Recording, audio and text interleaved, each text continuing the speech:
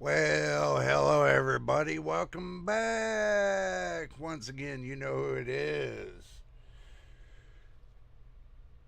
I'm supposed to say it like this. Hello, boys and girls. Welcome back to the live stream. Today is the day for debate between AMD versus Nvidia when it comes to the neural processing units, or as they say, NPUs.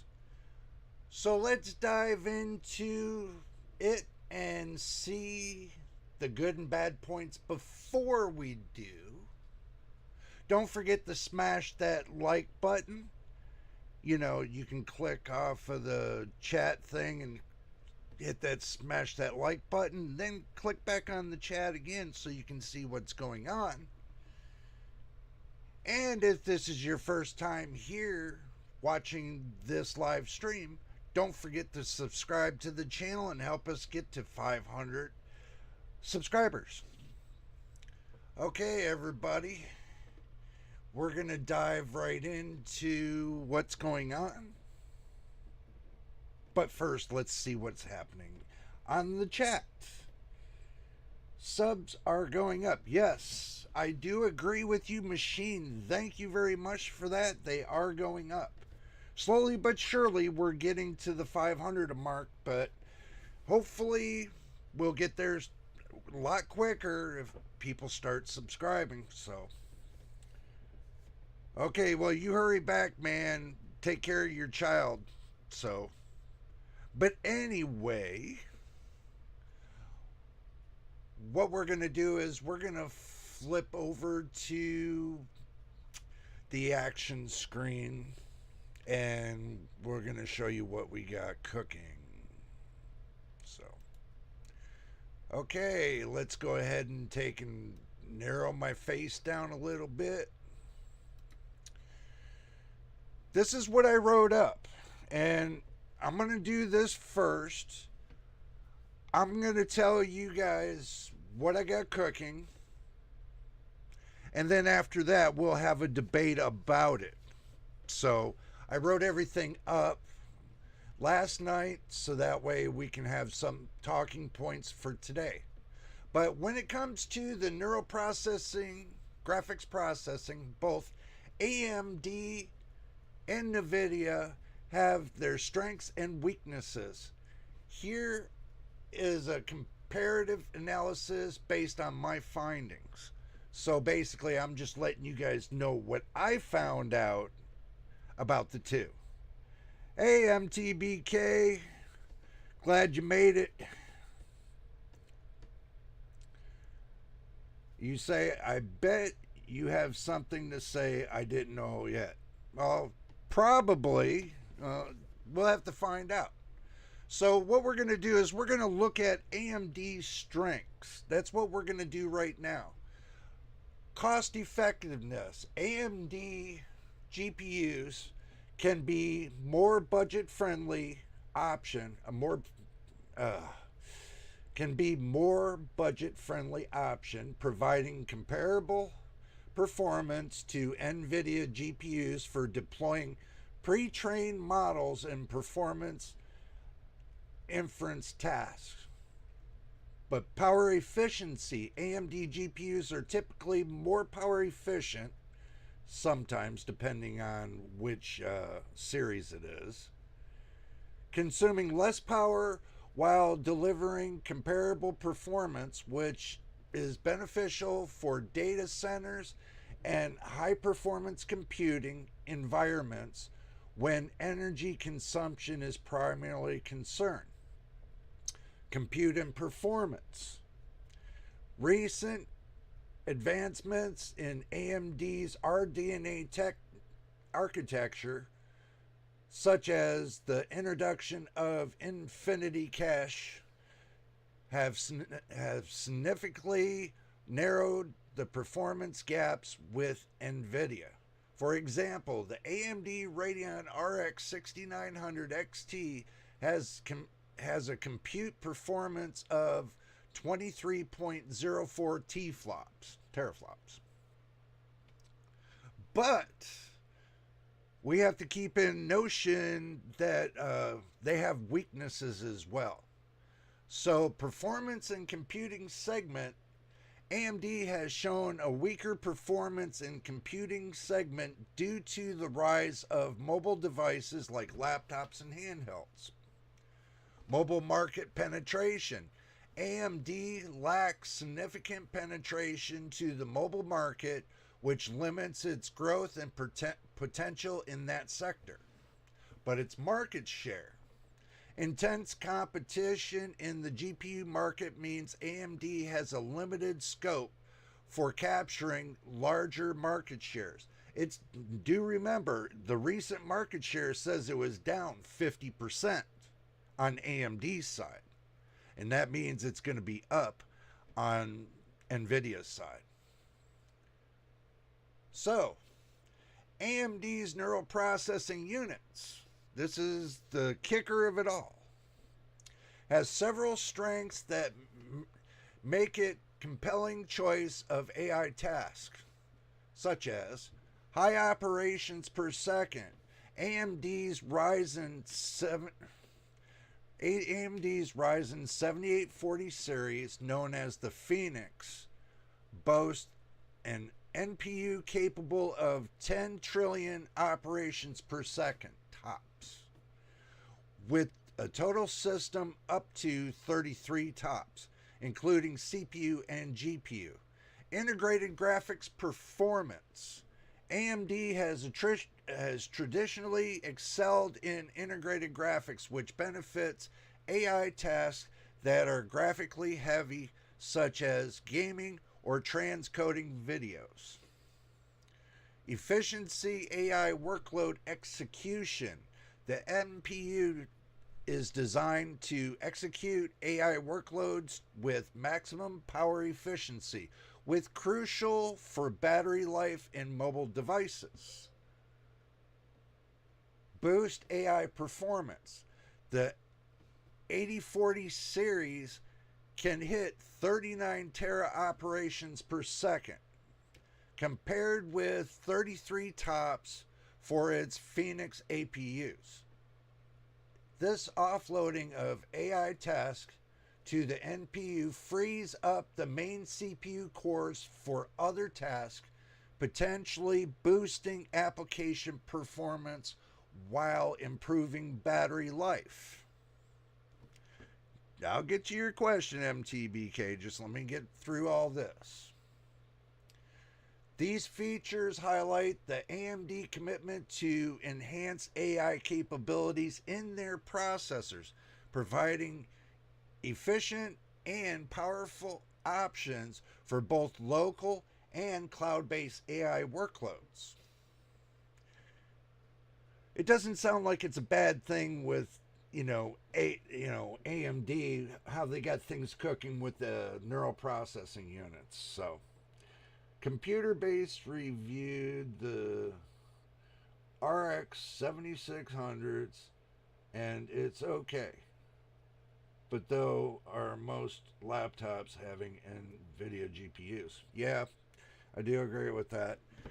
Because, you have to look at in a laptop, you have to look at, if they combine the CPU and GPU together like they do integrated graphics, then they have to separate them, but it causes twice the amount of heating and everything else. Back in your older laptop days, what they would do is they would make the GPU separate from the CPU, but they're integrated onto the motherboard.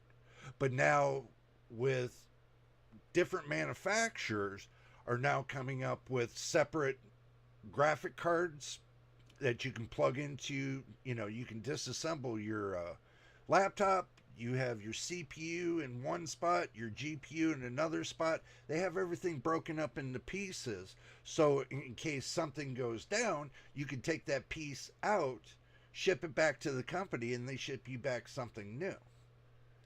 I think that's a better advantage when it comes to a laptop, is if you can separate the pieces and be able to send it back to the company to get something new, so they cover it under their warranty. So I think it's better that way. But usually the way they had it in the old days is that when they first came out with the laptops, everything's all on one, and if it breaks, then you have to send the whole laptop right back to the company. They fix it and send it right back to you. But then you take the risk of losing all your data. So that was a really big thing back then, because somebody would take their, they have all their information on their laptop, but the graphics card gives out, so they can't get into it whatsoever. But they didn't never backed it up neither. They should have backed it up. But they had something on the news about that where the guy got it back and it was like refurbished, but he lost all his data. And that's like hundreds of thousands of dollars for his business, and he lost everything. So, that's something to consider when you're going from laptop to desktop. Desktop, you can put everything on a separate drive. Now, a laptop, if they have two M.2 slots, yeah, you can put your data onto a separate drive, or you can use an SD card to put your data on a separate drive, which is smart. But back then they didn't really have that option. You had to burn a CD, or they had like a external hard drive that you plug into your laptop in order to put all your information. It wasn't cost effective back then. It's good to see that defects are very rare on laptops. At least this, what I can observe. Yeah, look, I got back into the laptops years ago. I looked at laptops. I was like, either your power supply that you plug into it breaks after 90 days, or you got something that goes internally wrong with your laptop back then. But that usually dealt with the 95 and 98 era, which they were, with that operating system was not that great.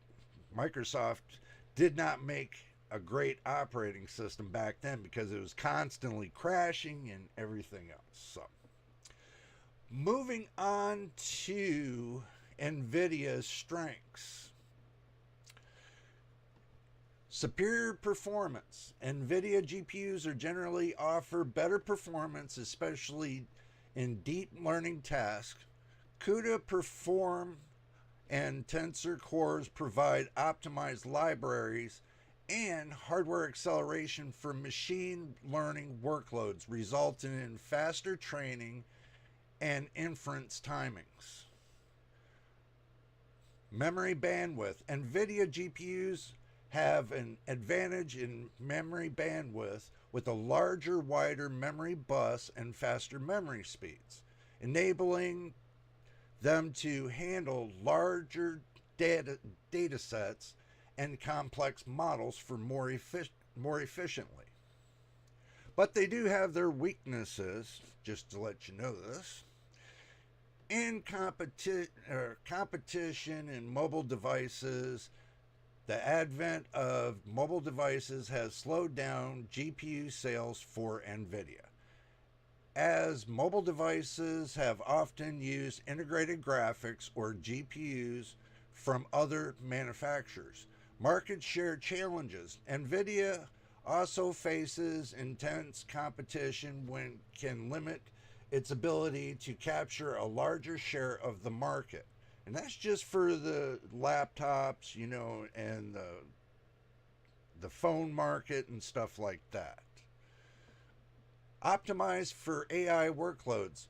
Unlike traditional CPUs and GPUs, NPUs are specifically optimized for handling complex mathematical computations integral to artificial neural networks. They excel in processing vast amounts of data in parallel, making them ideal for tasks like image recognition, natural language processing, and other AI-related functions. Efficiency and speed. NPUs focus on optimizing The execution of neural network models offering high efficiency and speed for AI computations.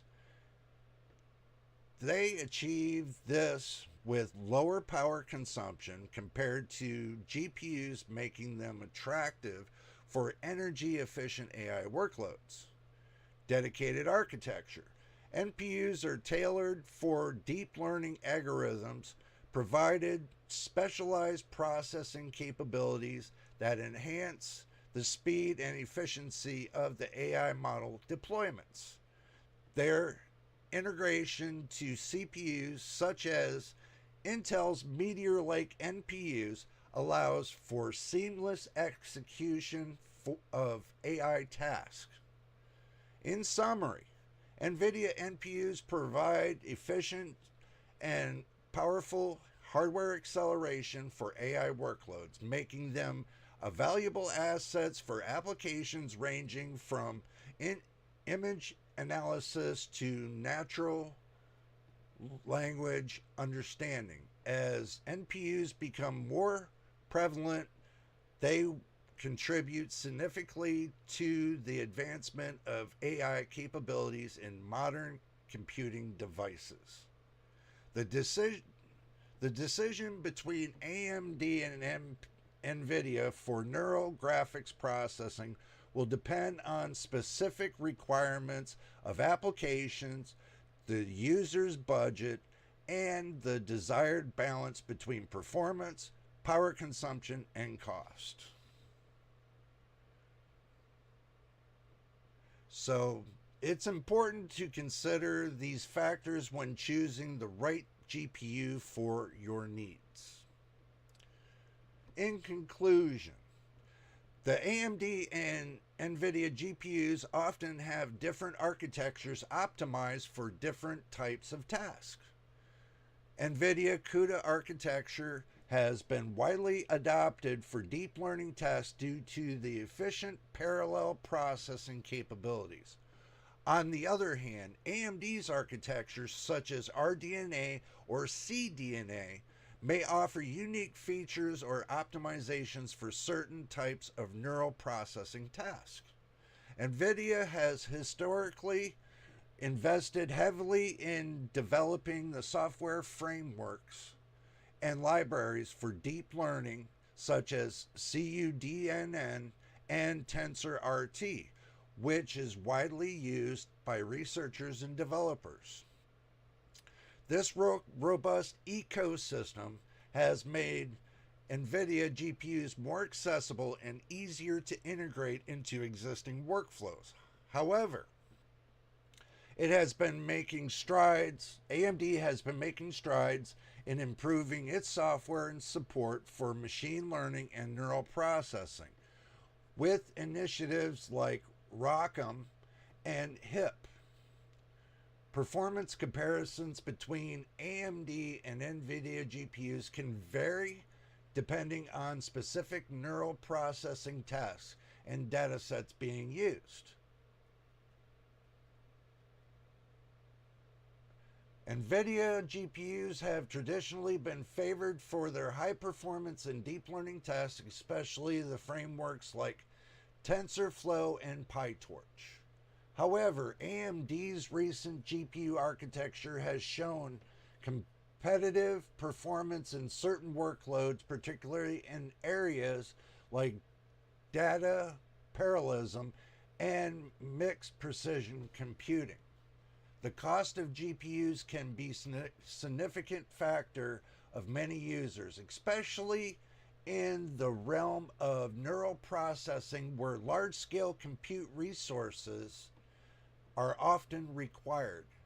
AMD GPUs historically offered competitive price to performance ratios compared to Nvidia's offerings, making them attractive options for budget conscious users or organizations looking to maximize their computing power within a limited budget. Ultimately, the choice between AMD and Nvidia for neural graphic processing depends on a a variety of factors, including specific requirements of the task at hand, budget constraints, software ecosystem preferences, and performance considerations. Both companies continue to innovate in this space, driving advancements in GPU technology and expanding the possibilities for neural processing applications. Any questions? Let's read. Okay, so going backwards, AMD machine says AMD's weaknesses you forgot. Weak upscaling compared to Intel and Nvidia. Yeah, well, actually, yes and no. That depends on the workload. So you have to take that into consideration. I mean, in a gaming aspect, yeah, it would look like that. But if you took it to a whole different level, like in content creator work and stuff like that, yeah, it would show that AMD has a large amount of weakness compared to Nvidia or Intel. It does show that, but there's strengths as well, that the cost effectiveness and stuff like that. It's just, it varies on what you're going to be using your discrete graphics card for, or integrated graphics. It depends on what you're trying to use it for.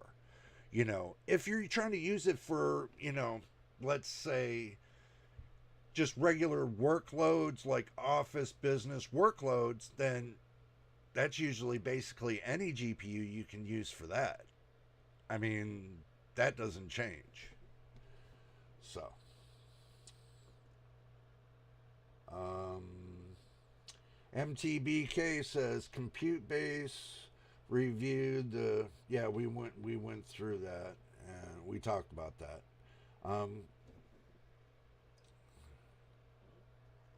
What is HIP? Okay.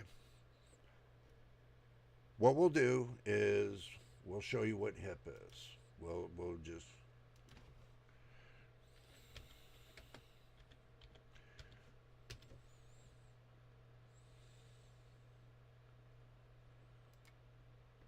we'll go.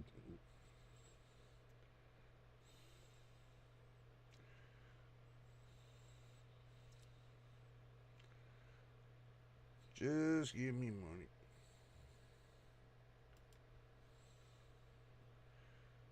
We'll go ahead and we'll move this over here.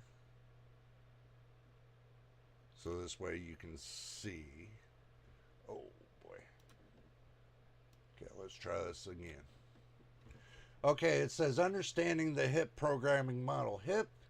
The HIP programming model makes it easier to map data parallel C and C++ algorithms to massively parallel wide range instruction multiple data SIM architectures such as GPUs.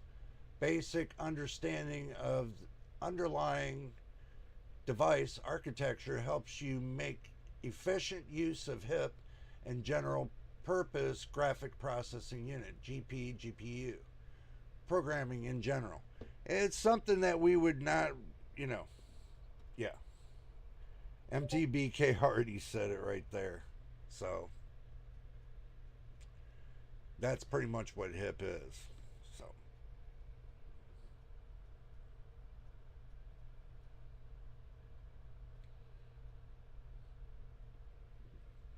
already.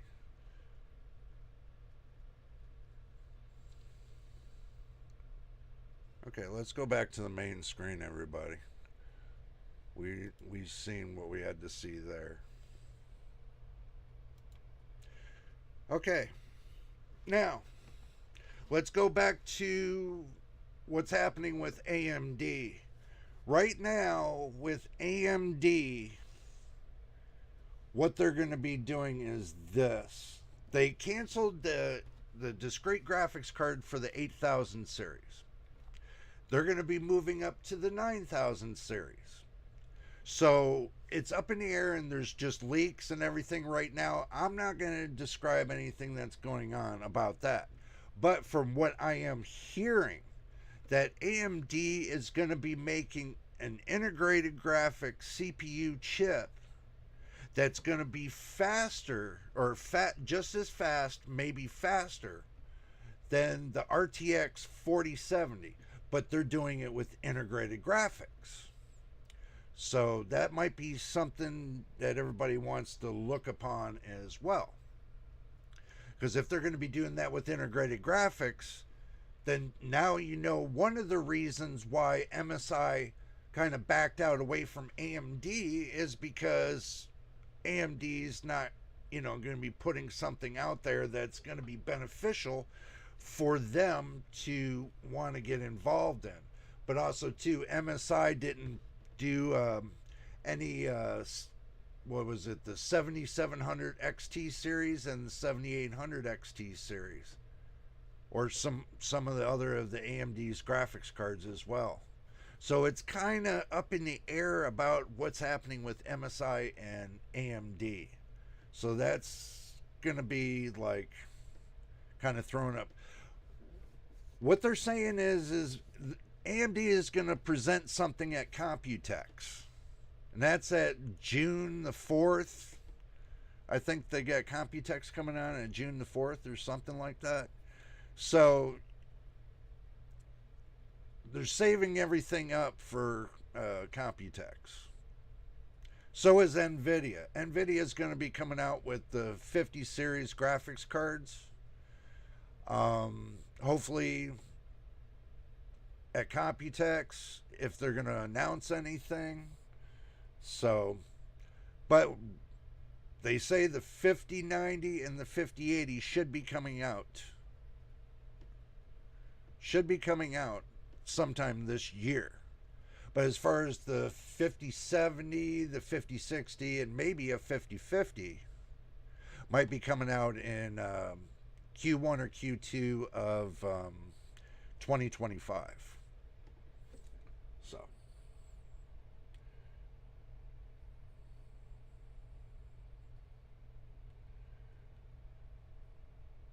yep.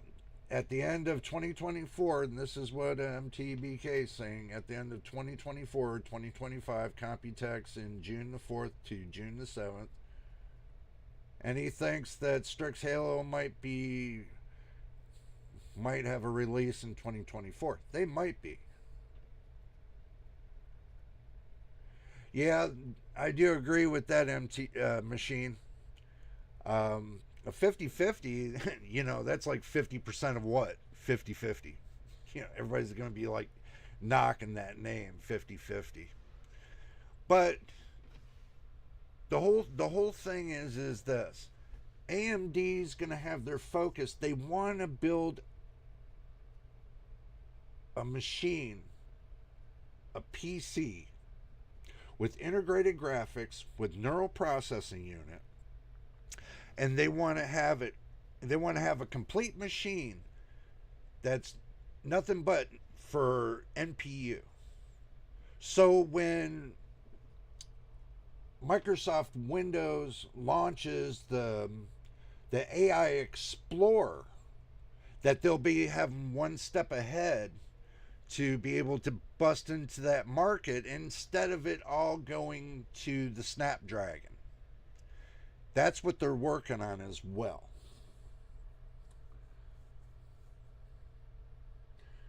MTBK says some RTX 5050s might be an interesting competitor to the Strix Halo. Sure, the processor will be more expensive, but still.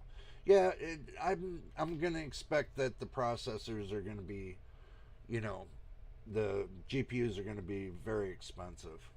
So getting a 5150 to 815, which would be garbage, which is being garbage. Yeah, I do agree with that too.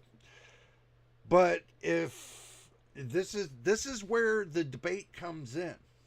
This is where the debate comes in. Is AMD going to go 100% integrated graphics and try to dominate the Nvidia 40 series graphics cards. This is where the big debate comes in. You know, are they going to have, you got to think about it. I mean, if AMD's making integrated graphics stronger than, a 40 series graphics card, then, there's a lot of hash back and forth. I don't know what you guys think about it, but I think it's going to be something different, especially when you're not running two processors in one unit, like your discrete graphics card and running your CPUs.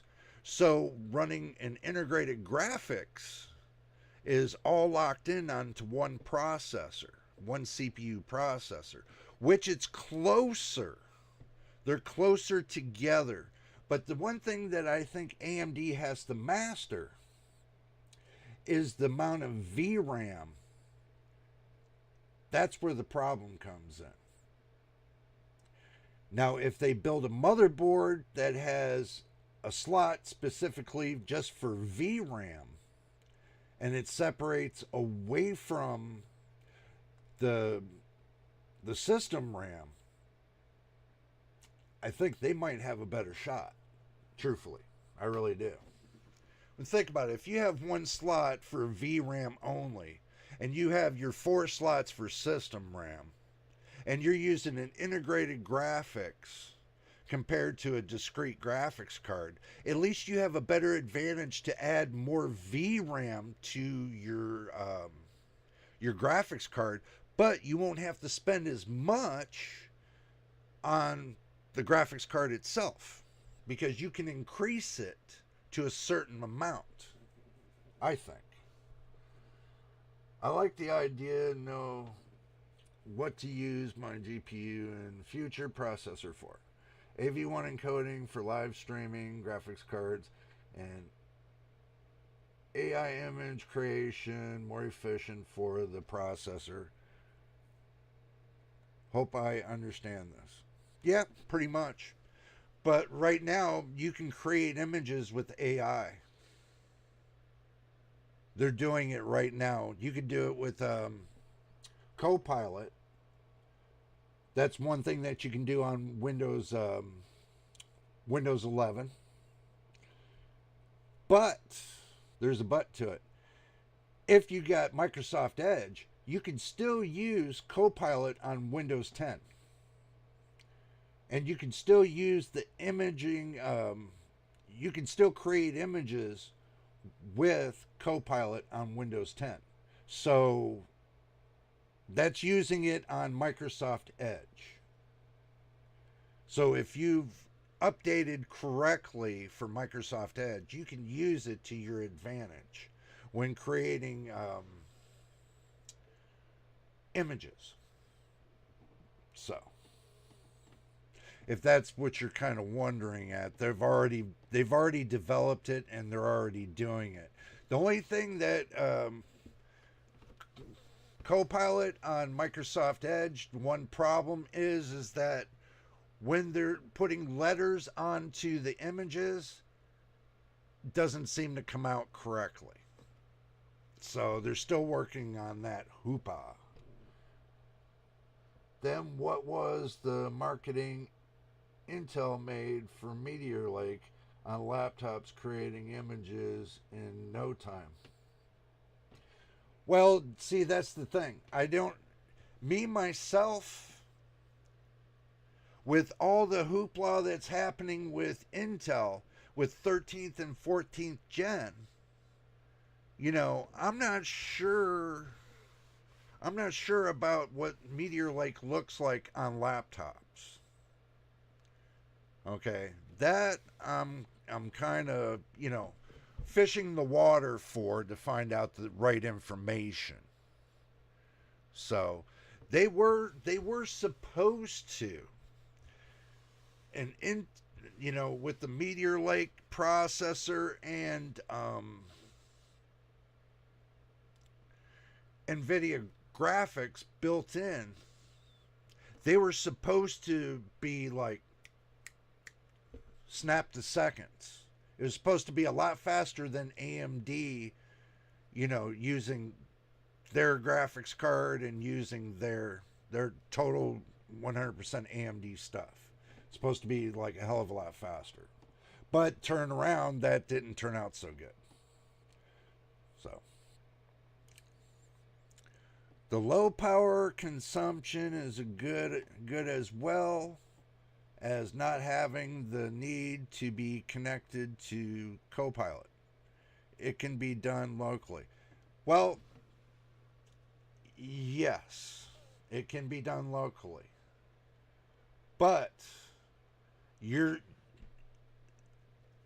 as big as the language model is for that, to put it onto your system takes a hell of a lot of space to have an AI software to be able to do anything that you need to get done locally.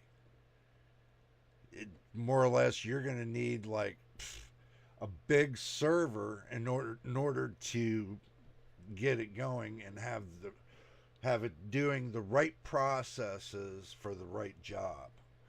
It's very complicated when it comes to that, MTBK. It's very complicated. I tried at one time trying to put an AI language model on my computer that fully did locally the integrated images and stuff like that, and I didn't have enough space. I didn't have enough hard drive space to do it. So it bothers me to Core Ultra 9 185H has little to less single thread performance versus the fastest 14 gen mobile processor. So gamers might consider i7 or i9 instead of some of the AMD stuff.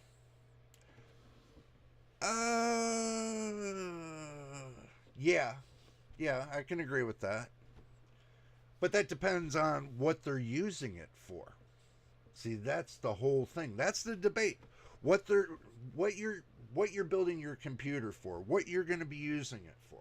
Are you going to be using it for the deep learning modules? Or are you going to be using it for content creating? You're going to be using it for business use? You're going to be using it for gaming? But if you're going to want to do all that stuff, then you're going to want a computer that's going to have enough compute units and everything else in order to keep up with all the tasks that you have at hand. If you're going to build a computer, build it right the first time, so that way you future-proof it for the next 5 to 10 years. Some people don't. Some people want to stay back in the times to where parts are cheap and they just upgrade little bits at a time. But doing the little bits at a time, you're spending more money.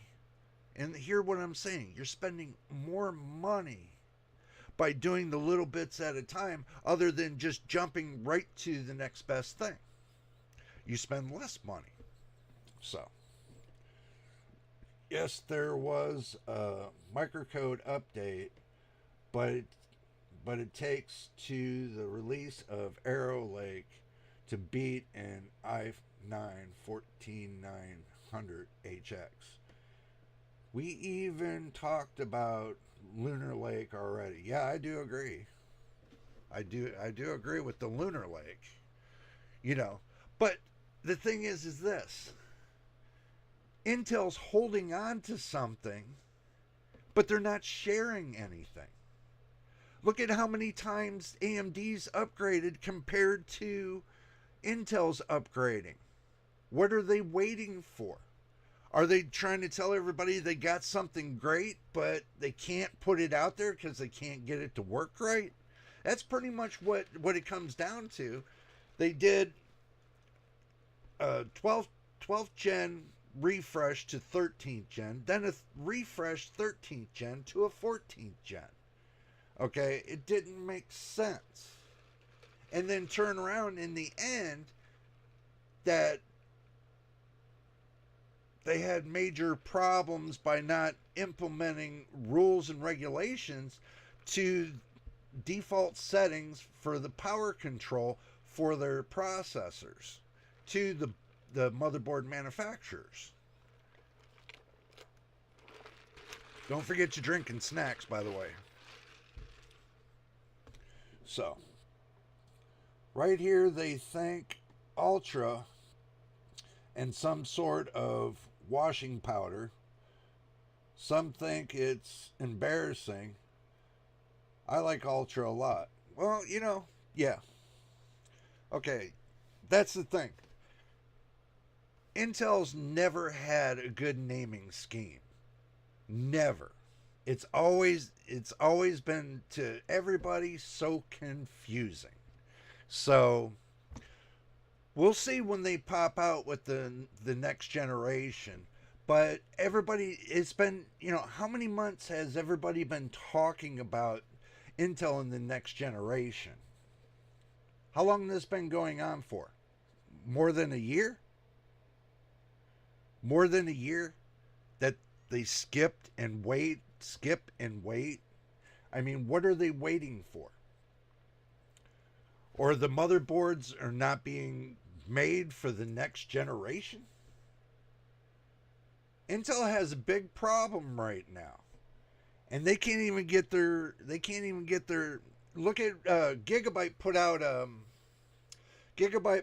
a thing, if you guys were reading about it, that the beta firmware they put out for their motherboards was crashing their motherboards. And hear me out. They were crashing the motherboards in the BIOS.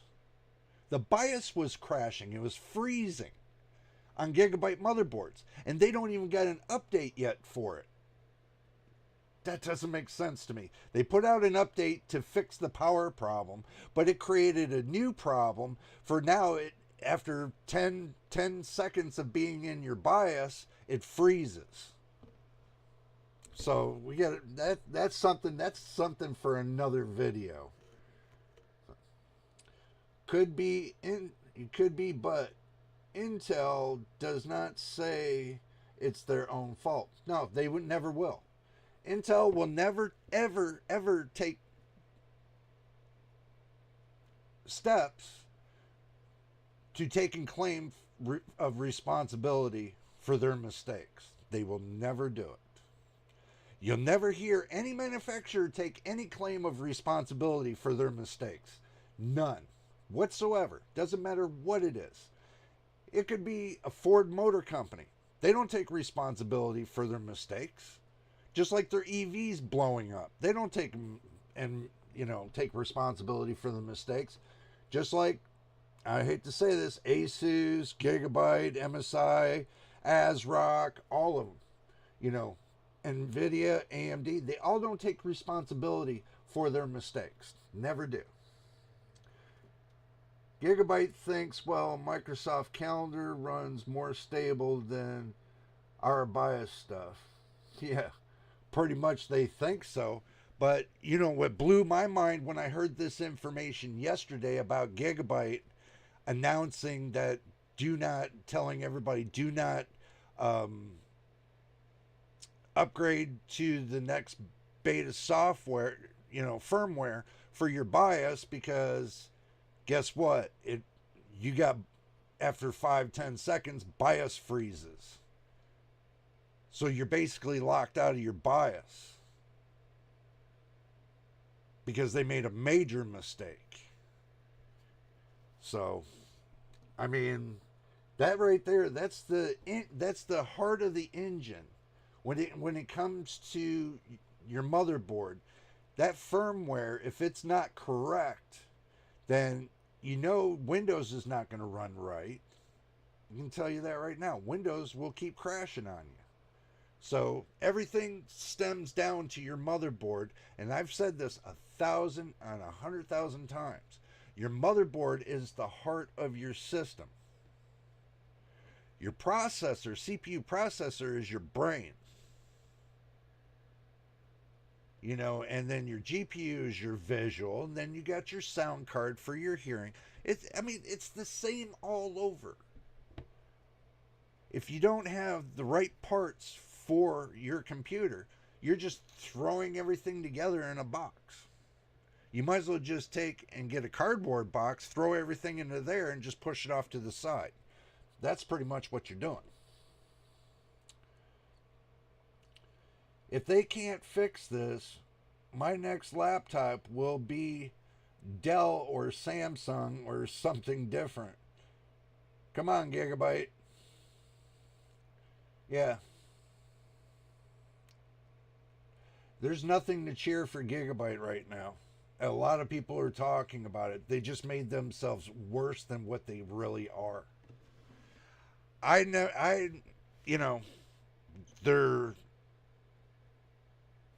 their motherboard scheming is completely wrong. You know, their GPUs, I mean, they say overclocking, and I heard from a couple friends of mine. They said, "Oh, we got the overclock version from Gigabyte," but guess what happens? It runs just like if it was in the normal version. It doesn't overclock, and I was like, "Okay," because they got that little switch on there that they can hit it, you know, to bring up the clock scale. It doesn't work. I was like, maybe you got a bad GPU. No, they said they got Gigabyte, and I said, okay, that makes me think, you know, next time not to go with Gigabyte. I have the worst.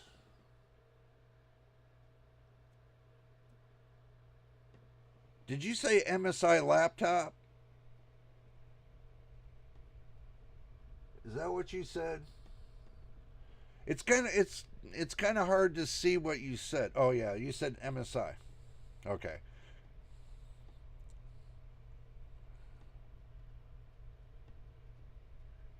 Hey DJ Pazu, welcome to the live stream.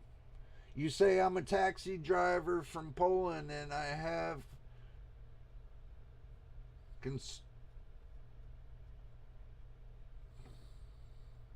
consumer from South Carolina who have exactly the same accent than yours. You are from Carolina? No, actually, I'm from Florida. I'm from Florida, man.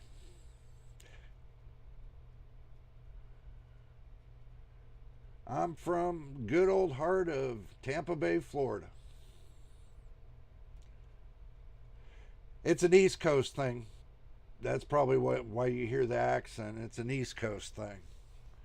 But I've been living in the West Coast for 12 to 13 years. You'd think my accent would have changed, but it actually didn't. I still talk the same way. I'm in California now, but, you know, nothing's changed. So, you know, but that's pretty cool that somebody from the Carolinas, you know, it's pretty cool. But comes down to it, guys, what do you think? You think this the neural processing unit is going to be the next big thing when it comes to um, your CPUs and your GPUs? Because I can tell you this: in order to get a full 100% of a neural processing unit from A to Z, your graphics card, either discrete or integrated, has to be have some kind of neural processing unit, and so does your CPU. Your CPU has to have some kind of built-in neural processing unit in order for you to get that 100% AI capability. Just to let you know that. I think Florida is where they made Miami Vice for neural processing. You mentioned the efficiency advantages. Yep, yep. Well, you know, the advantages is this. If if you're if your motherboard is not set for neural processing and they don't have it set just the right way for that, then your CPU is not going to run for neural processing. And guess what?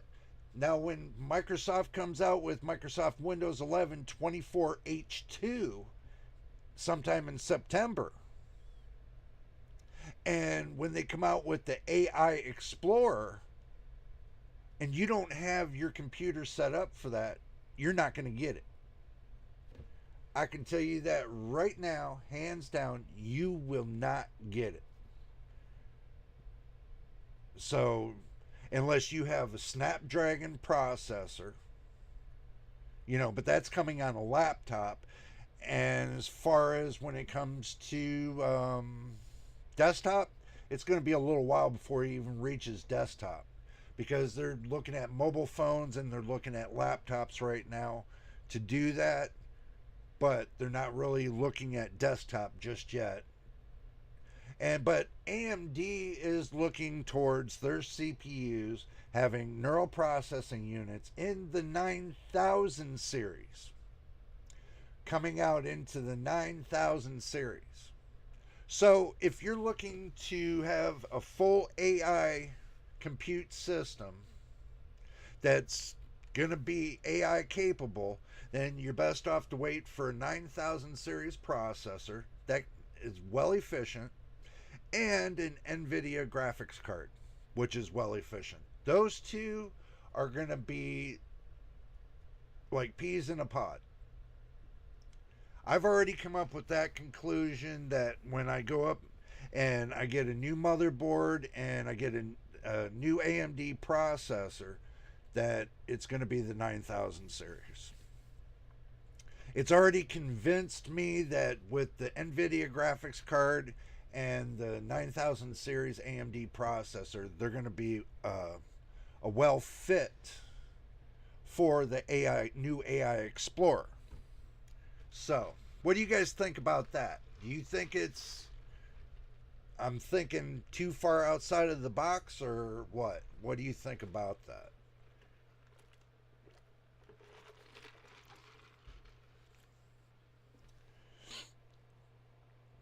Because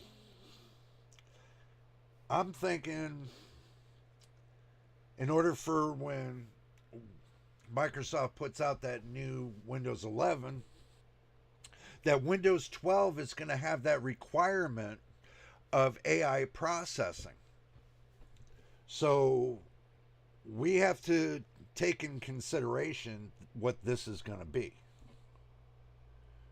You say, I think the potential buyers will be skeptic enough to wait. Yeah, I'm skeptic enough. I'm going to wait because I'm just going to save my money and come up with the next best thing. I don't think, and truthfully, I really don't think Intel is going to have much offerings when it comes to their next upcoming series compared to what AMD is going to have CPU wise, CPU processor wise, not including Nvidia. CPU processor wise, I think AMD is going to have something coming out better than Intel. But as far as GPU wise, I already know that, Nvidia's been working on NPUs for a long time, that they've implemented the NPUs into the 7000 series already before we even asked for it. So it's already been put in there because of the tensor cores. So if you have enough tensor cores, then you should be able to get the neural processing.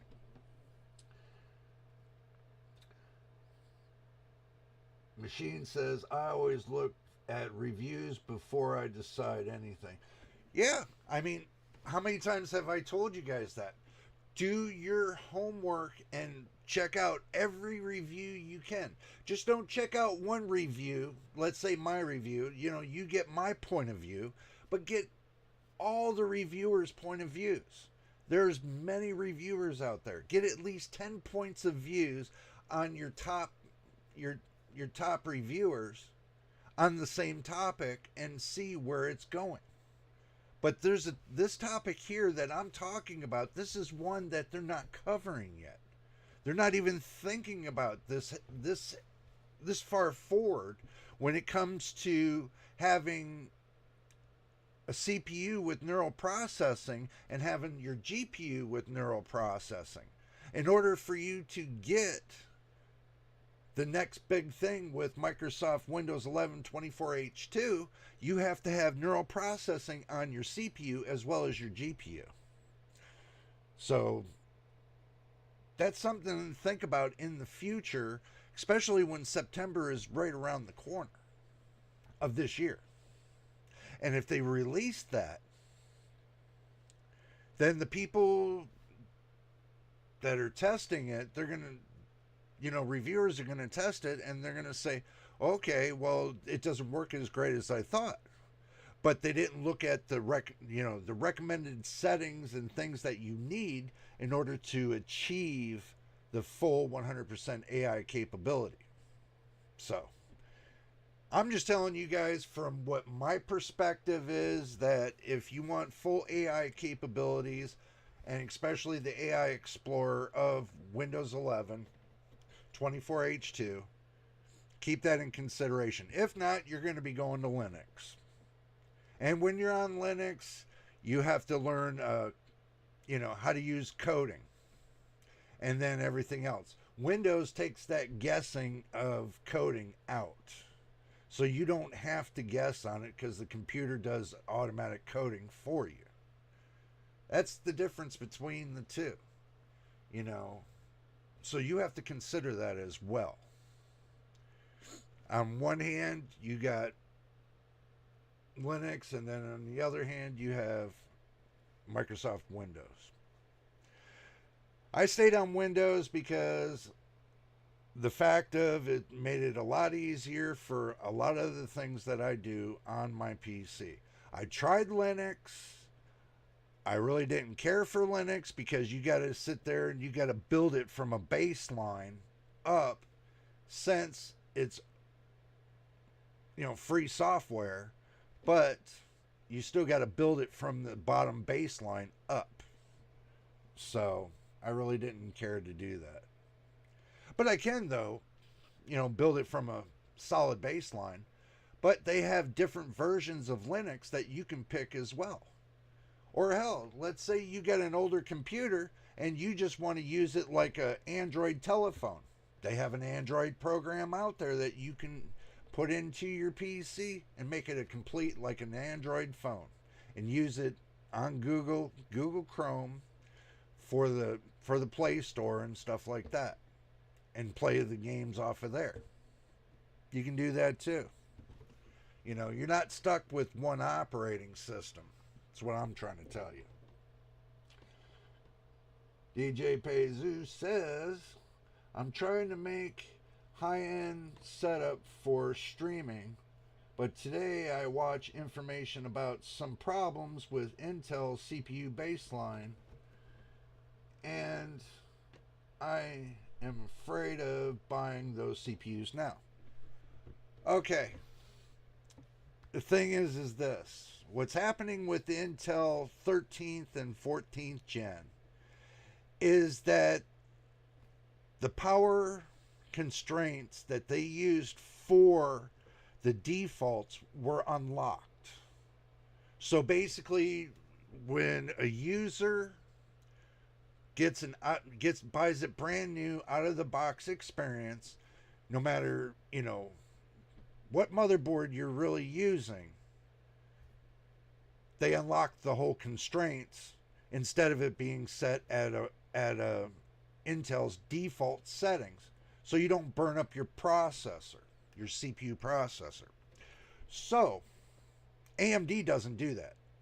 AMD has everything, when you out of the box experience, they have everything preset to an auto default, which is controlled by, most of it's controlled by your Windows operating system. So basically the clocks are pretty much set to go from the parameters that they said, and AMD has a perfect setting for that. But if you're wondering, I'm using the AM4 series. I use a B550 motherboard. I use the AMD Ryzen 7 5700X. That's what I use for a processor on mine. And I use the Nvidia RTX 4070 as my graphics card. I use 64 gigs of RAM, never have a problem. 3200 megahertz CL16, never have a problem. I'm using almost 18 terabytes of hard drive space, and it's my gaming PC as well as my content creating PC. So, but I use those two in combination. I found to be the best combination that I've had in a long time is the combination that I got. But as far as with Intel, anything that's below 12th gen, I could say would be okay. Like a 12700 or 12900K. I think they would be okay.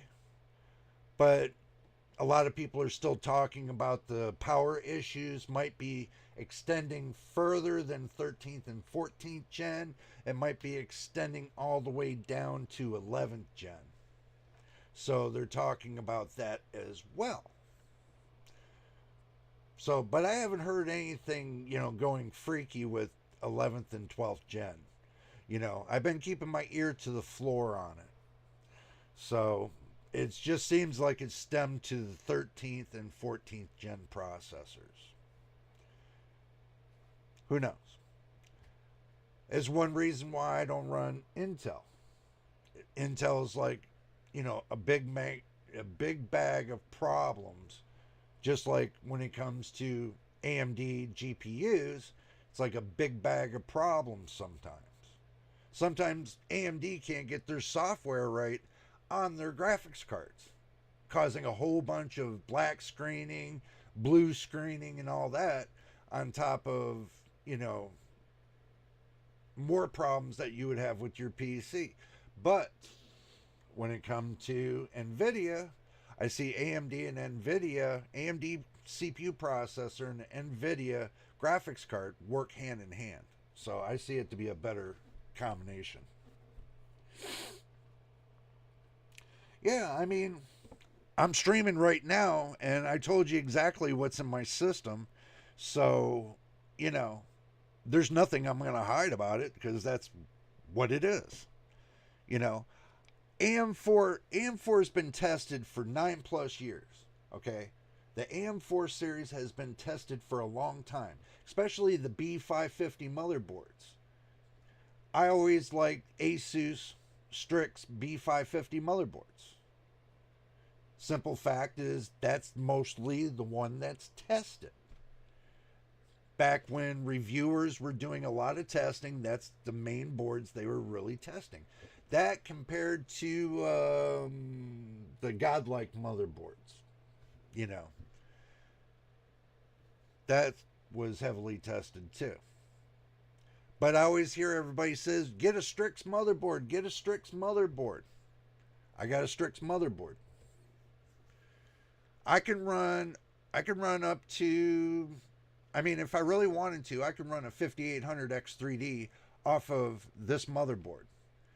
If I wanted to.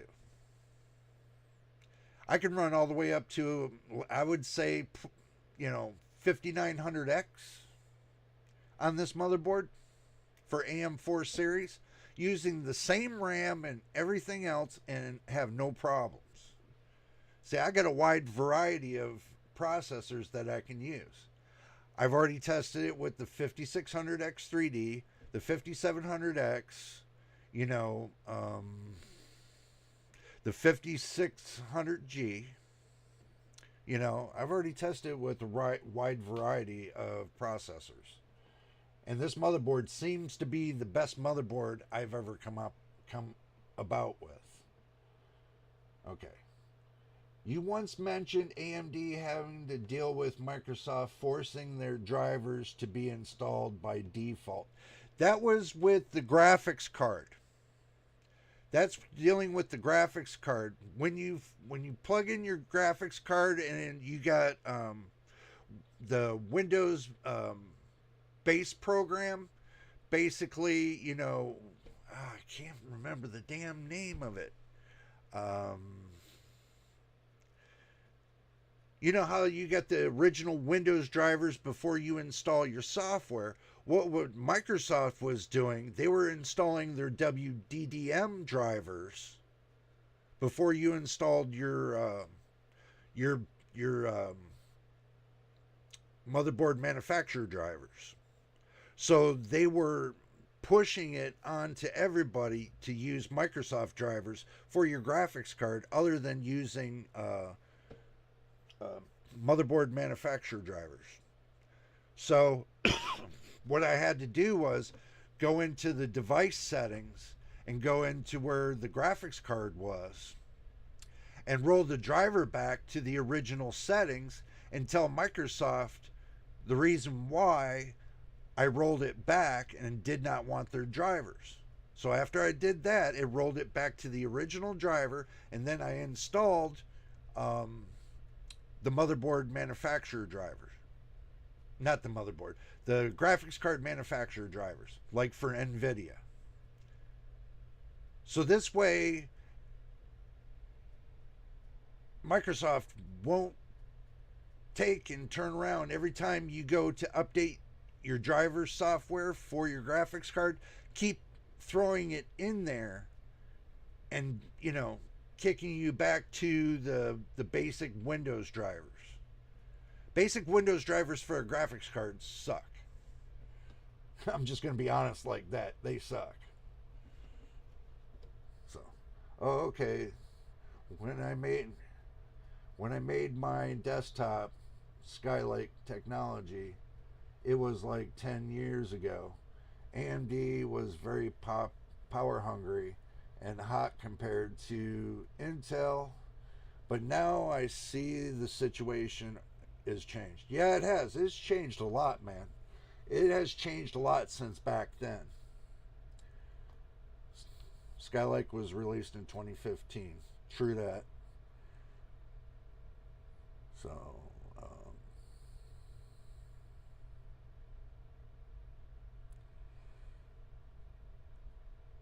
that's cool that it's still running. That is cool. Excuse me. Until 27, when Ryzen got released, Intel was the boss. Yeah, it was. Well, actually, no.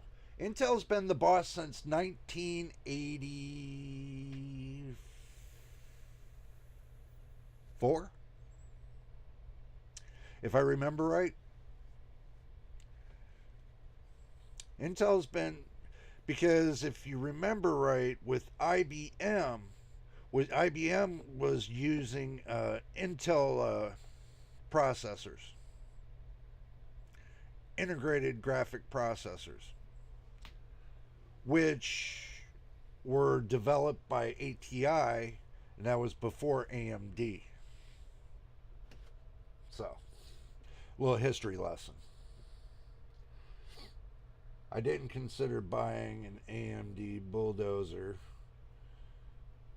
It is said they made the computer, designed the chips, and an engineer said he could have made the die 20% smaller in the division unit. Also didn't work. Yeah, true. It didn't work. But coming to the fact of them trying to make the die smaller is because they're trying to be more efficient, because the smaller you make it, the smaller the wires become.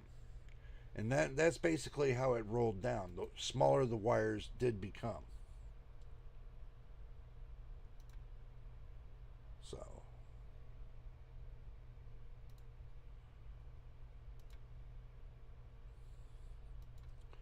because the shorter, see, in with electricity, the shorter travel of electricity goes to the shortest point of ground. Okay, Your positive connection is always looking for the shortest point to ground. And ground's usually a feeder of your capacitance and stuff like that. It's a whole ball of different world when it comes to electronics onto a motherboard.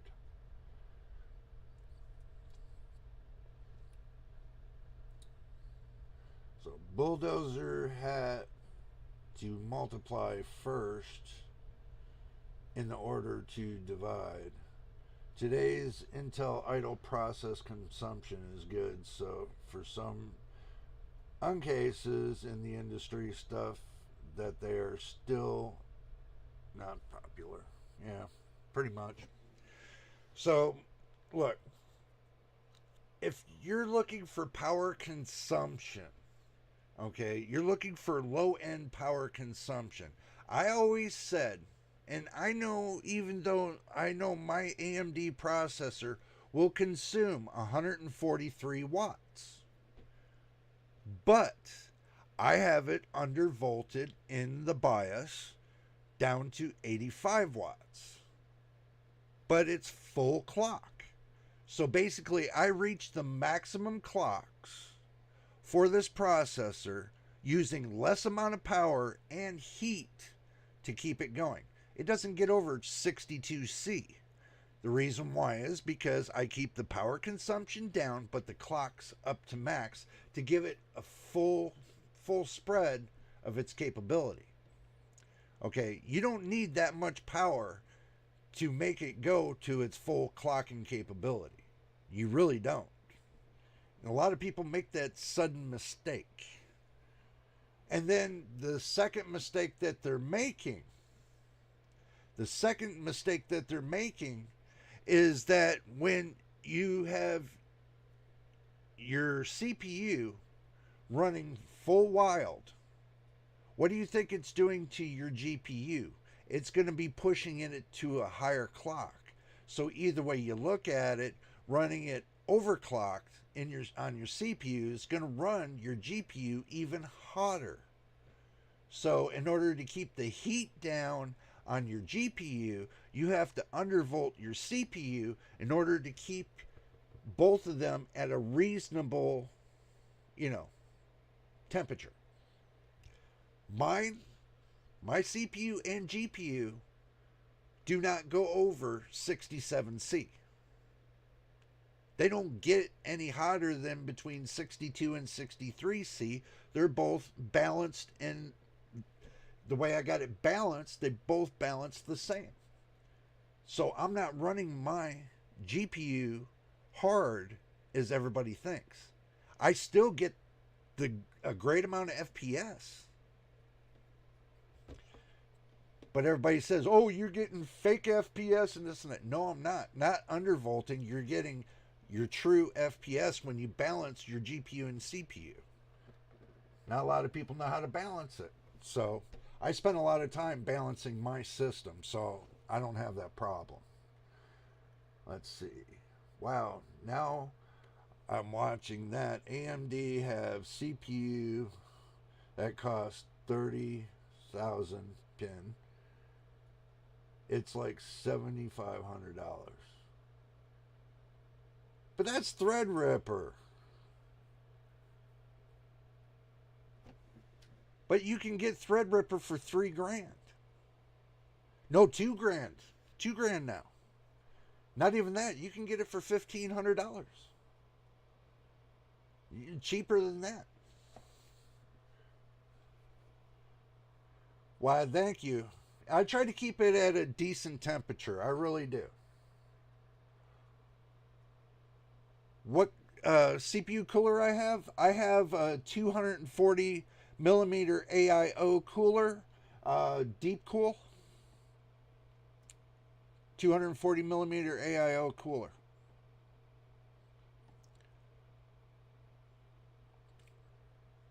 So.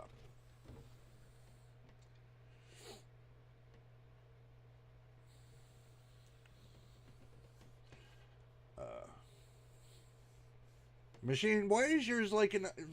See, that's what I don't understand.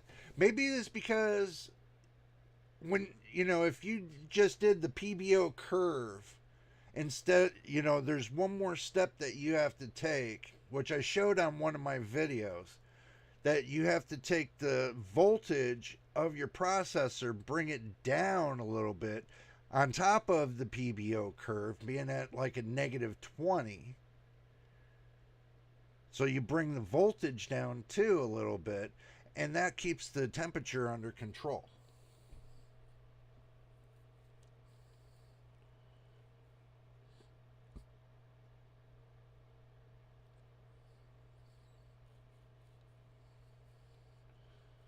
Hmm.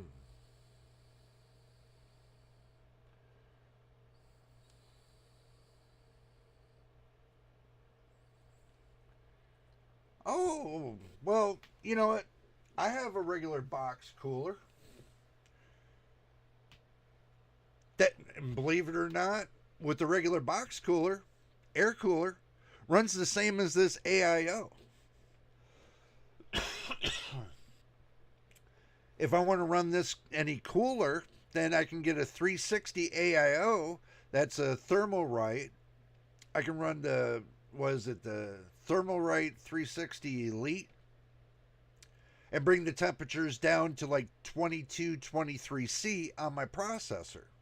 I could do that too. I mean,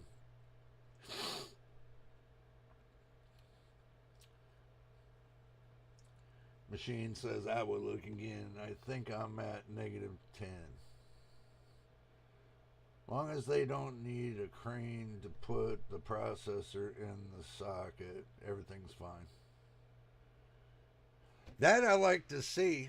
I like to see them do that and get a big old crane and put your processor in. Well, actually, Nvidia does. Nvidia's got a big old crane just to put in their what do you call it? Their deep learning units. One unit alone weighs about almost 2,500 pounds. So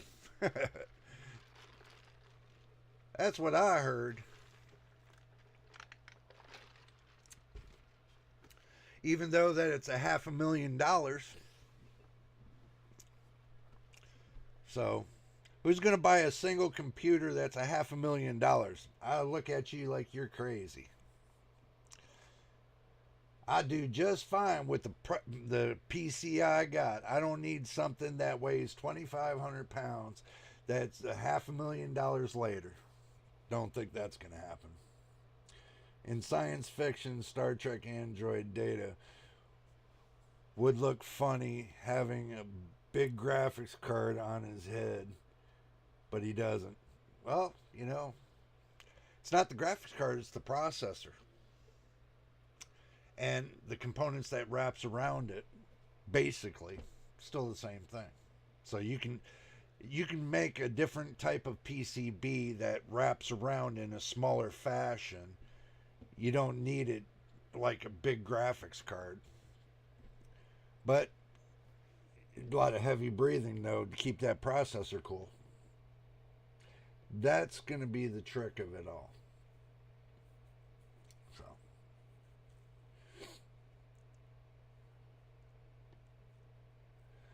I don't know, but I'm going to tell you a little something that I heard also too. It's kind of going off the rails a little bit. Um,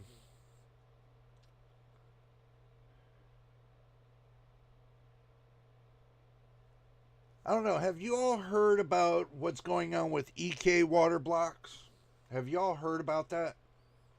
I know I'm kind of going off the rails a little bit, but um,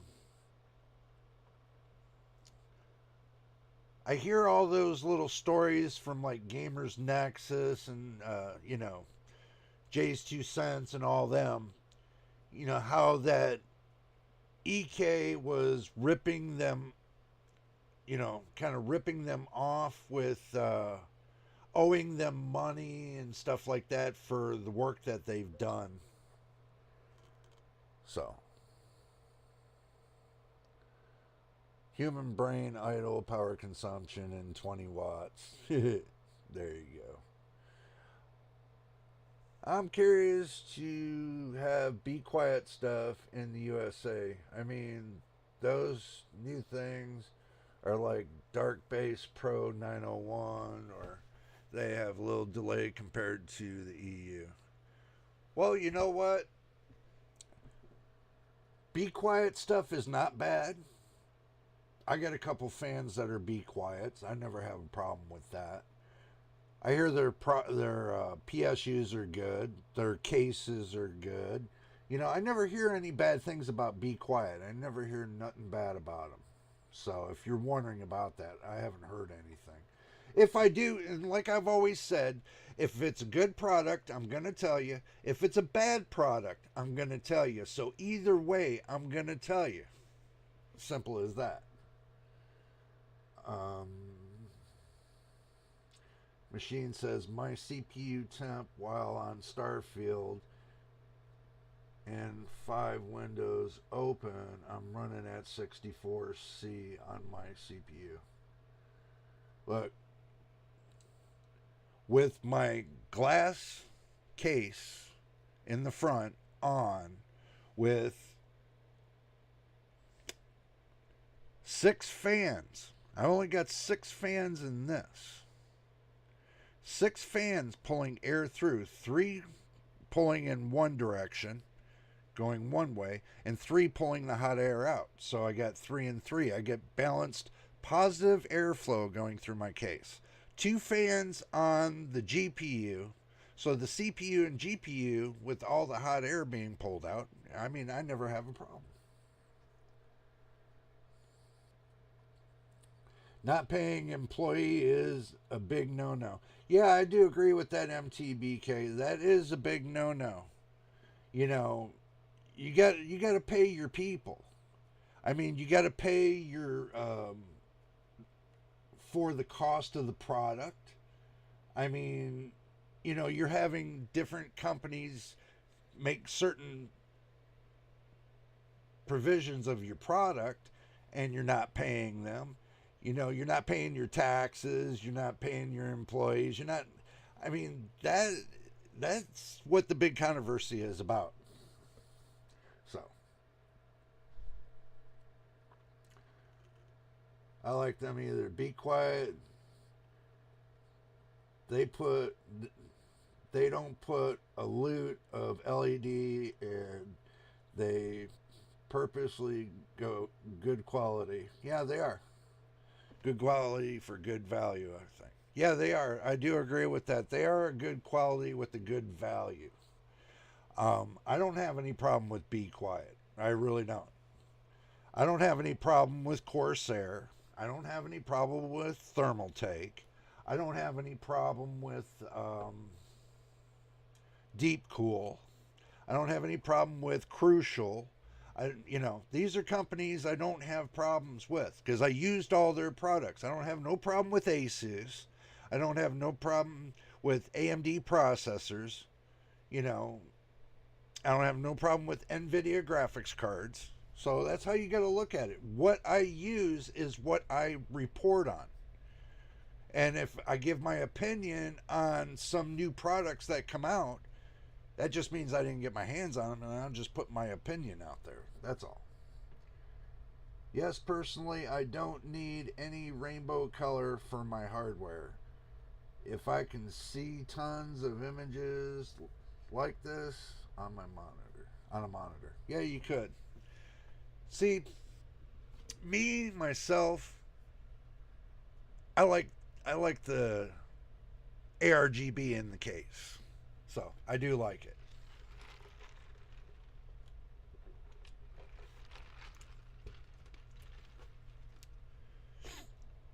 That's just my honest opinion. The way my fans set up, look, I don't even, and I'm going to tell you guys like this. When it comes to your motherboard, the only thing you really want connected on your motherboard is the fans, not the ARGB, because that takes up too much power away from your motherboard, and it makes your VRMs, work harder. So I did the opposite. Mine hooked directly up to the power supply, the PSU, through this. This is what I use to control my fans. I use it. This is a separate piece that these fans I bought separately because they're all remote controlled. The fan speed, the colors, everything. It's all remote controlled. It's not on my motherboard. I don't use my motherboard for ARGB because it eats up a lot of crap when it comes to that. So,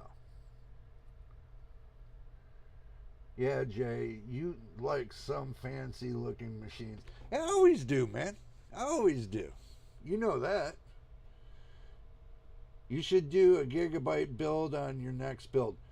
Oh, machine, are you serious? Why would I even touch gigabyte? Truthfully, it's all horror stories, man. I've been hearing that for God knows 12, 15 years about gigabyte. Everybody complains about it. Look, if Gigabyte wants to call me out on it and prove me wrong, then they're going to send me their product and they're going to send me a complete build for me to test and prove me wrong and have me build that computer. But I don't see them jumping on the ship. I haven't seen it yet. So, like I said, if they want to prove me wrong about their products, then, send me the product to prove me wrong. That's the way I say it. Only if their mainboard BIOS will not crash after 5 to 10 seconds. Yep, true. I do agree with that. I do agree 100% with that. But I don't, like I said, if these companies want to prove me wrong, then send me the product. Give me something to talk about here. A lot of companies don't. They don't send you anything. And then when you go to buy their product, that basically reinforces and hear me out, that reinforces the fact of their garbage. Why do I got to spend my hard-earned money? You're asking the consumer to spend their hard-earned money for garbage. I don't like buying garbage. I really don't. Because I'm just like I put myself in the consumer's shoes, and the hard-earned money that the consumer makes, just like me, the hard-earned money, it's not given. The money's not given to me. I have to earn my own money to get products to present to you guys here on YouTube. So you think these companies pay me? They don't pay me. I'm just telling you the honesty. I don't get paid for none of those companies to advertise any of their products. All I can do is tell you guys my experience with their products and what I think about their products. I'm not an influencer. I'm a reviewer, a product reviewer.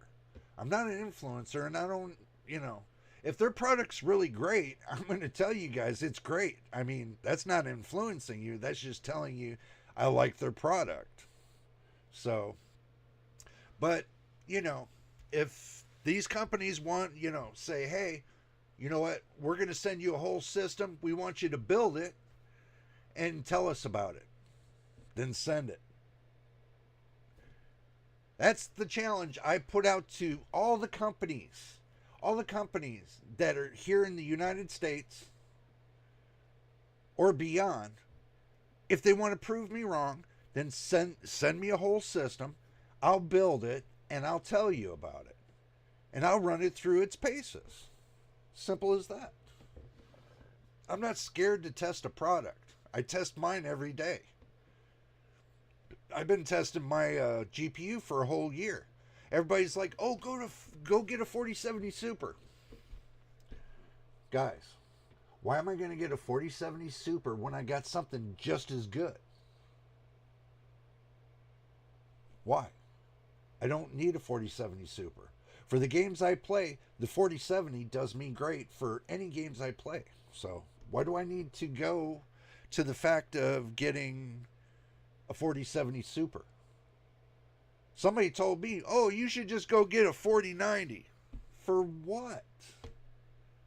What am I going to use a 4090 for? What, great gameplay? Run for what? 4K or 1440p? Come on, I run 1080p like a normal consumer would. 1080p at 60 hertz. This is what your normal consumer buys. You know, think about when they buy a gaming station like a Sony PlayStation or something. You think they're actually going to buy a special monitor for that Sony PlayStation? No. They're going by what they can afford. So they're going to go ahead and just buy the cheapest TV they can find and play their games.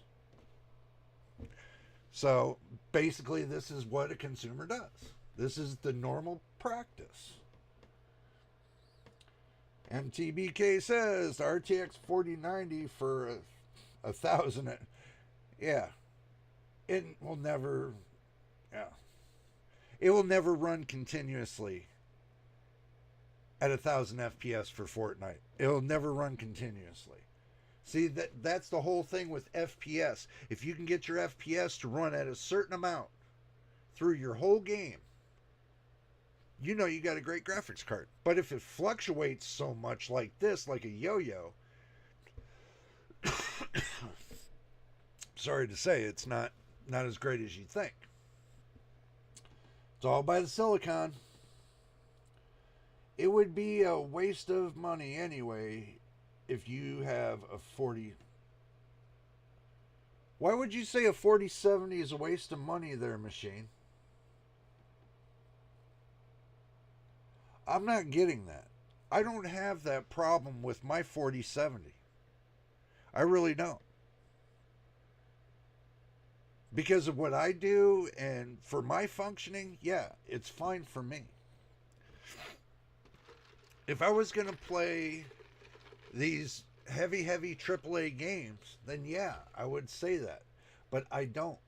I play the normal, older games, but they work. They work for me. You all know that.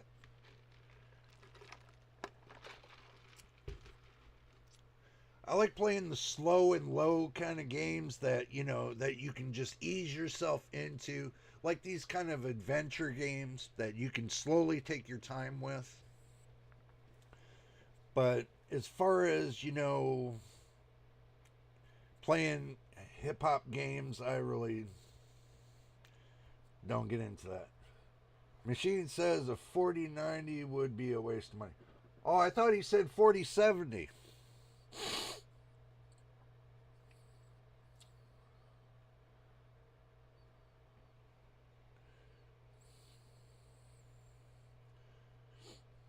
No, it would be a waste of money if you have a 4070 to upgrade to it. Oh, yeah. Yeah, it would be a waste of money. To go from a 4070 to a 4070 Super for what? 10% more? 10% of what? Try like 2% more. Try that. Try 2% more. Because they both operate on the same GPU die. Why would I go and upgrade for that? What, because they changed the firmware in it and sell you a 4070 with changed firmware with the same amount of VRAM? Come on. That's kind of, you have to look at the way I look at it, because in China they do this. They change the firmware for that processor to run higher than it's really supposed to do, because they stress out the processors. Okay, Nvidia caught on to it, so they say, oh, you get a 4070 Super out of the same die. They just unlock things. You get the same die, but it's unlocked more. That's all you're getting. You're not getting anything else. You think about it. That's all they're doing is changing the firmware. So, if somebody comes up with the fact of changing the firmware to make a 4070 run like a 4070 Super, guess what happens? I'm not losing money. I'm actually gaining, not losing. Because I know there's some stuff that they keep locked on the 4070 that can be unlocked. So,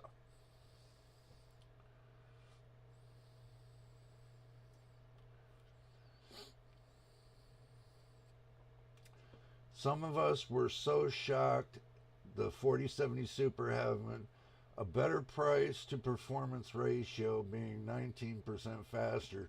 We thought we will never be able to play games ever again. Man, let me tell you something. What they don't tell you, they don't show you. What they do behind the scenes, they don't tell you. Okay? I have a friend of mine that's down in Florida. He does tech testing. He gets all the newest GPUs, all the new CPUs and stuff like that. He does this on a constant day-to-day basis. Not like me. I do pretty much, what I can get my hands on, but he does it on a constant day-to-day basis. So, this is how I know things. Please explain to me that it's still worth buying to buy a monitor with G-Sync for me. I want to see good performance in CS:GO and Overwatch 2 be the fastest player in the world. I'm gonna let MTBK answer that because I already can tell you the answer to it. Because I can tell you that most pro gamers still run 1080p, but the frequency of the monitor is a lot higher. They try to get the maximum amount frequency on a monitor running at 1080p. That's what I've been hearing for quite a few years.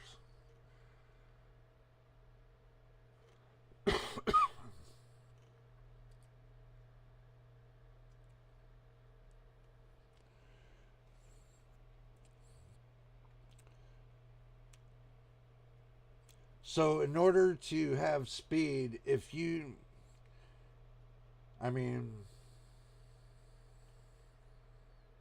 most pro gamers will not even activate VSync, which is true because you activate VSync. What happens is it reduces your clock, or reduces your FPS. So I don't enable VSync at all. VSync's a joke. So is G-Sync. I don't enable that neither. And I get most of the games I play right now, I get 200 plus FPS. So I don't get it. Yeah, I'm very pissed when I see this when my image rips apart. Um that could be the monitor itself too. It depends on how you set things up. You really don't, it's how you tweak and tune it. Usually that's the reason why everybody enables VSync is because it lowers the clocks. So that way, you're not pushing it beyond, but I like pushing my monitor beyond its 60 hertz. And hear what I'm saying, a 1080p monitor at 60 hertz, I push beyond that 60 hertz. And I told you, like I tell everybody, I use 1080p monitors. That's it. At 60 hertz. That's it. And I still get over 200 FPS. That's it. So, it doesn't matter in those games. LG C3 versus S90. Which one would you pick? Actually, I would either pick a Samsung or an ONN, I would pick neither of those. I wouldn't even pick LG. It's not good enough for what I would play. And a S versus an S90, neither. I would either I would either go with Samsung, which I'm always big at heart with Samsung. So to be honest with you, Samsung is the only one I would deal with.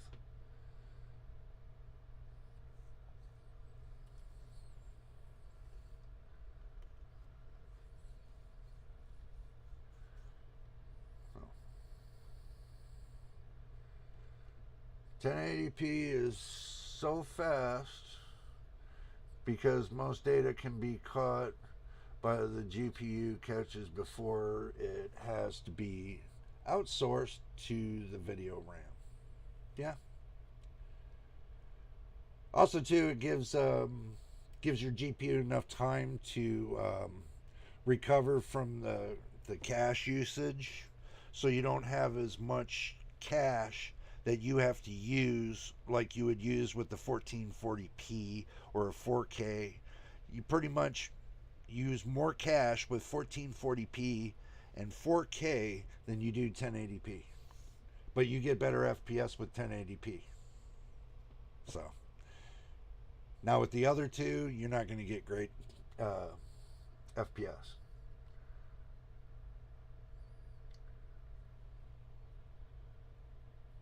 I'm too old to play those games. Shooters games, I can't play those. I like to play the slow and low games, guys. I don't want the ones that are like the adventure kind of games that you got to follow through with. You got to remember, I have epilepsy, so I can't play the speed fast games. I got to play the slow and low games.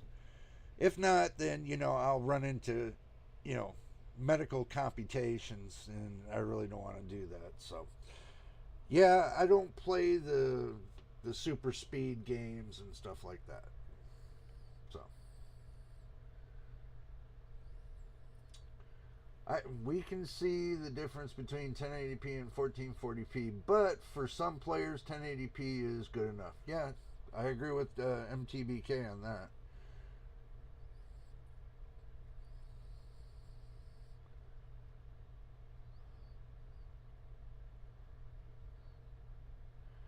Sometimes the frequency, DJ Paxu, hopefully I said your name right, and I apologize if I didn't. Sometimes the frequency can make a big deal on the degaussing of the pictures. So basically, yeah, the frequency could matter at that point. Depends on see, in Europe, with the way the way your power works over there in Europe is a little bit different here in the United States. United States, you can get away with 60 hertz because the power that comes through the power lines that comes into your houses here are at 60 hertz. So if you run higher than 60 hertz, then you run into screen tear and stuff like that. All depending on how you set up your preferences. But if you're running a higher frequency coming from your wall plug, then yeah, that can make the difference too. Then you try to match. I always tell everybody, try to match the hertz with the amount of hertz that's coming out of the wall. Try to match them. I don't like using a higher hertz monitor anyway, so don't need it.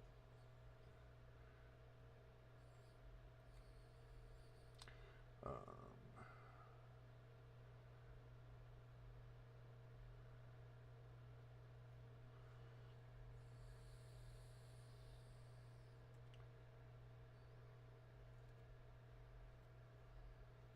no, I wouldn't. I don't do that UFO test. You don't need to. I found just doing a simple GPU test, running on a running on a continuous basis, saturating your GPU, to its max in heat and everything else after a 10 to 15 minute time limit kind of gives you a better impression of what's going to be going on with your monitor. Because look at it this way: if you run a test on your GPU for 10 to 15 minutes, you're playing your games for longer than that. So you're putting maximum load on your GPU for hours and hours and hours. So you got to make sure your GPU can hold to the amount of temperature for hours after hours after hours of gameplay, depending on how many hours you play on your games. So you got to now you're going to be heating up your TV even more by the intensity. So now your TV or monitor becomes, saturated, and when it becomes saturated, then that's when it becomes, you get into the screen tearing. When you oversaturate your monitor is when it starts to tear. But if you got a low energy efficient monitor, it shouldn't happen like that. An IPS monitor, it shouldn't happen. So, just things to keep in mind. I hear everybody talking about using IPS. So, the problem is the GPU is so fast it can calculate different frames at the same time. True. And we'll put out one frame before it stopped for an older one. Yeah, that is true too. But if your TV is not your monitor's not responding to your GPU, and your GPU is faster than your monitor's picking up, then it causes a tear. So you have to match the two in order for it to work correctly. See, on Windows, you can match your GPU frequency to your TV frequency. And if you match the two to their frequencies, you shouldn't have that problem. But everybody's like, well, what if I push my monitor up to 250 hertz and I'm still running my GPU on Windows at 60 hertz?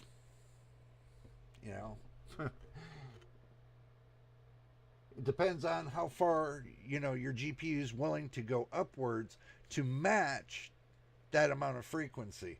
But running it anything over 60 hertz, I feel is too much. So, my bad. Yeah, I know, UFO test. I mean, the ripping part, game FPS, make sure. Blah. If they're the same, you don't tell the game and or the graphics card to wait for the next image to be ready. The display 2 frames at once.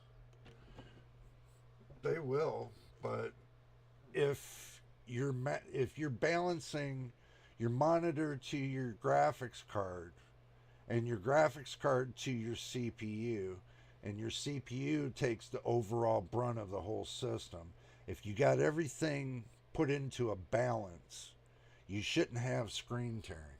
Screen tearing only occurs is when you got something that you're pushing harder than something else. Like I said, it's the old effect. You take a regular drinking straw. You're trying to push a golf ball through that straw. It's not going to happen. You're trying to take power that's very narrowed, and you're trying to push heavy amounts of power through a narrowed piece of wire. It doesn't work like that either. So you have to kind of reverse things and find out where it's kind of putting the monkey wrench into what you're trying to do, and then you find it, you fix it, you test it, and make sure it runs correctly. I never have screen tearing, so I don't even consider screen tearing a thing. That's just to be honest with you guys. I don't consider screen tearing as a thing. Some gamers and games, this isn't a problem. VSync can increase the input lag, yeah, because the graphics card almost falls asleep. Takes some time to ramp up clocks. That only depends on if your graphics card is running at 20% compared to running at 100%. If your graphics card's running at 100% and you know your TV's 1080p at 60 hertz, it's keeping up with a little bit of extra wiggle room. So, that's something to keep in mind. You don't need to you don't need to tell your monitor hertz refresh rate. It's just an example. Now in Poland we have first QD OLED, and I was curious because they don't have G-Sync. Some do, some don't. Some TVs do.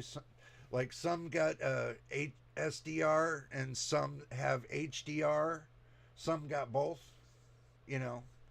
But if you're running on HDR and expecting to get a lot out of it, you're not. I mean, you're best off just run SDR, and SDR, IPS, and all that good stuff, and you'll be fine. But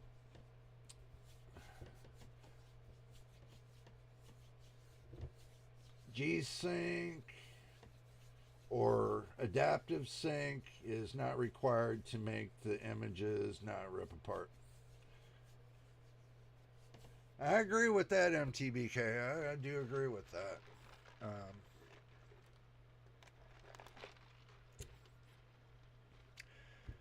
It's not required. um,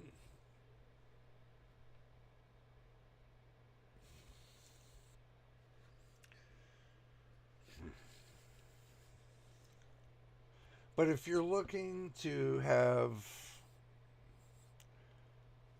a great gameplay, and if you're so worried about the pixelization tearing, then you're running too high of a monitor.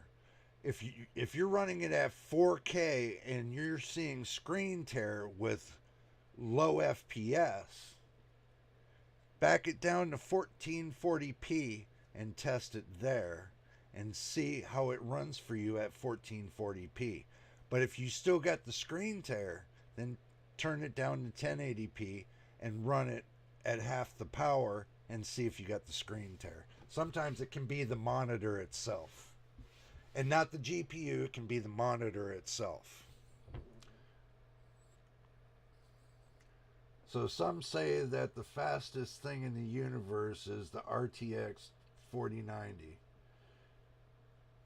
Some say it is light. Some say it is people running away from responsibility. You know what? If you're going to spend $2,000, if you're going to spend $2,000 on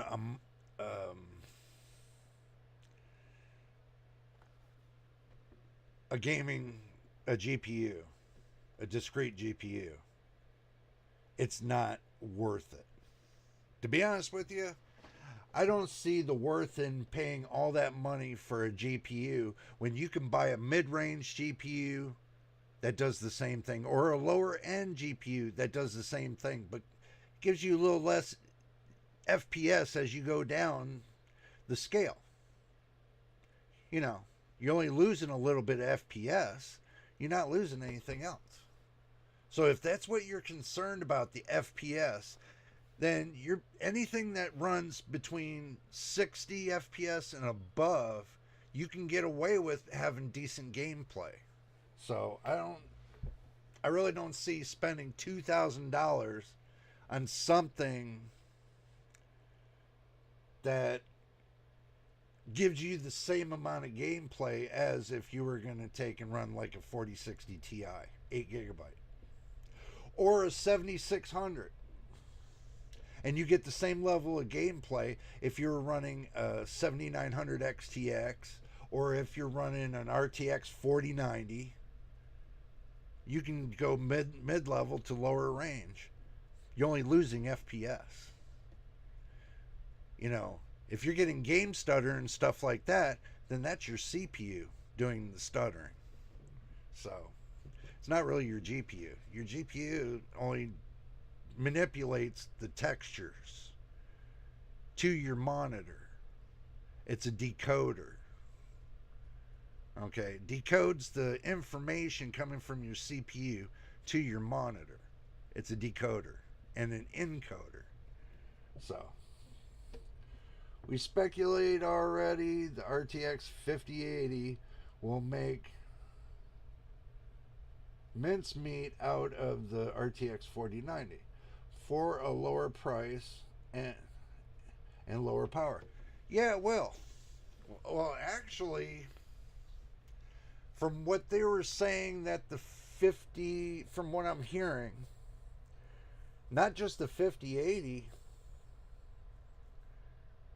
they're saying, if I remember right, that they were saying that the 5070, if it ever came out, would demolish the 4080 with the 4080 Super with no problem. But I would think that the 5070 would run almost equal to the 5080. Close to it, maybe within 10%. It all depends on how you run your GPU anyway. And you know, running that kind of power, that GPU is going to require at least 300 to 400 watts. So you trying to run a 750 watt PSU, you're going to end up having to go up to 1,000 watts just to run a 5070 or 5080. Tell me if I'm wrong about this. I mean, 750 watts, I'm running a 4070. Now, if I wanted to go up any higher, then I would have to go up to, let's say, an 800 watt power supply. You know. But I think with the new 50 series, you're going to need at least a 1,000 watt power supply. In 1080p, a 4070 has better 1% lows FPS than a 3090 Ti. Now, architecture are often better by a lot. So at least in Forza Horizon, 1080p that is, not in every game. Well, true. But you look at the factor that most of the games that you play, the 4070 is going to keep up with it. So we're going to need one of those washer dryer outlets to run our PCs eventually. You're right. You are right about that. It's going to get to the point where you're going to have to run 240 volts just to keep it rolling. You know, some countries they do run 240. So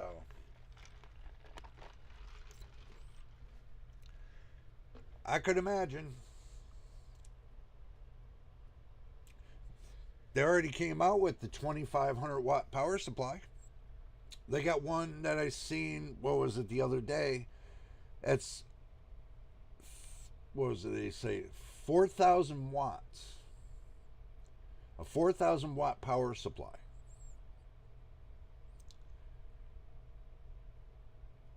Tell me anywhere where you're going to run 4,000 watts, which is going to be equal to 400 amps.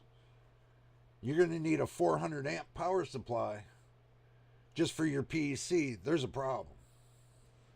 So, you know, that's looking at it down the road like at about 2030, I would say.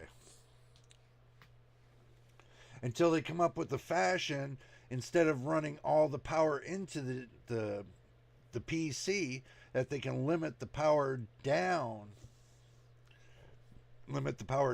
to a reasonable measure. So I doubt that.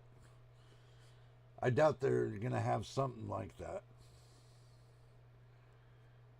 These AMD cards would spike like crazy, and if you had a cheaper GPU and PSU with no overhead, it would crash.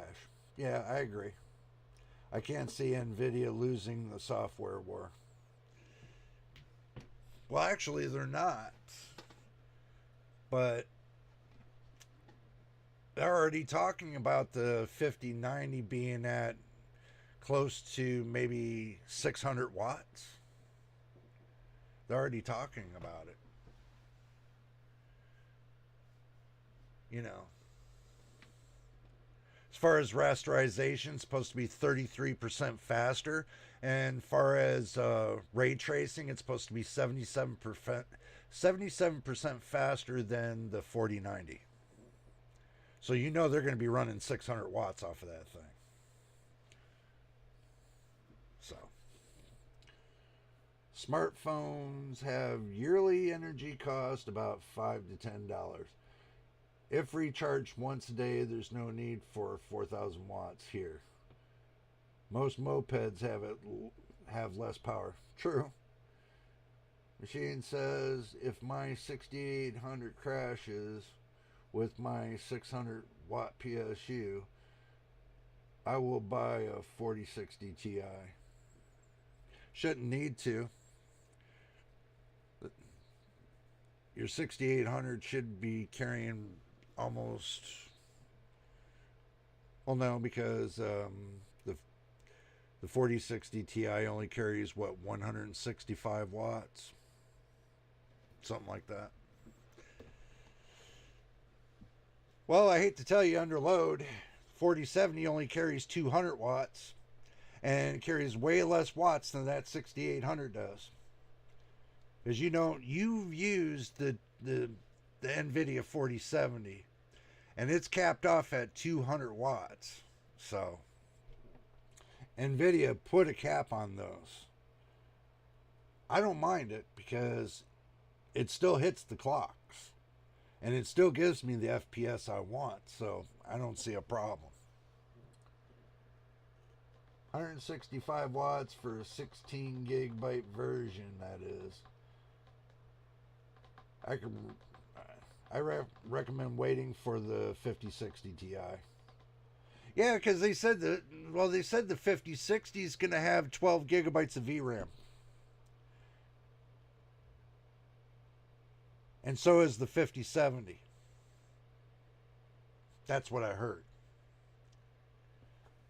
So the 5060 and the 5070 is going to have the same amount of VRAM. Your 5080 is going to have 16 gigabytes, and your 5090 is going to have 24. That's what I heard. So I understand, Machine. You know, I already know that you donated your 4070 to the wifey. We already knew that. So it's all good. But you know, Nvidia's new 50 series lineup doesn't look like it's gonna have its ball in the same court when it comes to the VRAM. I'm going to tell you this: it's going to have GDDR7, not 6, GDDR7. That would be the same thing as running GDDR6 plus. Come on. If you do the math, the computations are only very minuscule to the 6 plus compared to the 7. And plus, they're only going to be using between 24 and 32 gigabytes of VRAM because the 48s are not out yet. The 48s haven't been finished by Samsung, Hynix, and all that. So Yes, the 5070 will have 12 gigabytes of VRAM. That's what I'm hearing. So, and so will the 5060. And the 5050 was supposed to have 8 gigabytes of VRAM. That's what I was hearing. So, remember, it's when I tell you that, it's a leak. It's leaks that I've been hearing. Nothing confirmed actually from Nvidia. It's just a leak. So it could change from now until Computex. So keep that in mind. It could change.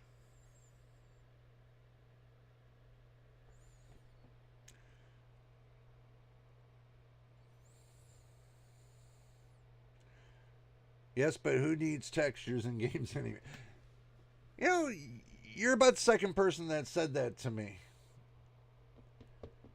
Who needs textures? Well, if you really think about it, you go back to the CRT days, where you had CRT monitors. If you go back to VGA days, it wasn't about the textures. Truthfully, people were looking at the textures in the 80s, looking on the monitor, but you didn't get that much, especially if you had an all green screen like you get from Apple. You didn't have nothing but pixels. That's all you had back then was pixels. The little pixelations. And running at 60 hertz on a CRT monitor, which is running what? 640 to, what is it, 480 to 640? 640p or something like that. That's crazy days. Textures affect visual quality a lot these days. This having their own waifu AI language model, that's why they want more VRAM. Well, you know what? The real reason why they want more VRAM is because your game developers keep adding more and more and more on to make the game look better or worse. Remember, if you take something, let's say you take a round ball and you paint it orange. Okay, that's one thing. It's a round ball, it's orange. But once you start adding detail and textures to make it look like a basketball and make it more pixeled and everything else and dense and everything else, then you start using up more VRAM just to bring that into perspective. They do that with the games and they keep pushing the limit of the games, which is pushing the limit of your graphics cards and your monitors and your PC. So, they keep pushing and pushing and pushing until they're going to push people out of the fact of being, guess what? Can't afford to play the game because they need a whole new PC in order to play it. Get it? And believe it or not, this is how AMD and Nvidia make their money by paying game developers to develop these games. They actually do pay these developers to develop these games to push their products. You guys don't see that. And now I'm telling you, so you know. But you didn't know that before. Now you do. So, textures affects visual quality a lot these days, having their yeah. But like I told you, with these big companies paying these developers to make the games more complex, they're going to make you pay out of pocket more to play these games.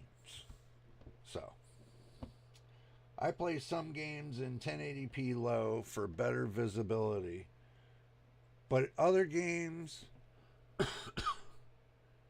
die if they cannot use ultra settings. I run mine, I try to run mine just at a medium setting or whatever the AI in the game, you know, sets the settings at. And I just run with it. But I would say medium settings with running, let's say I run medium settings with ray tracing and get better video quality with better FPS and everything else. That's the way I'm going to roll. But usually I don't have to set a game when I play it, is because it's automatically preset on ultra.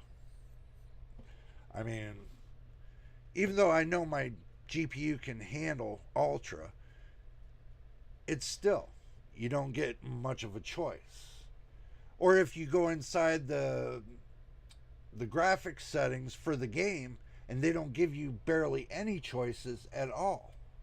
That's another thing you got to worry about. So,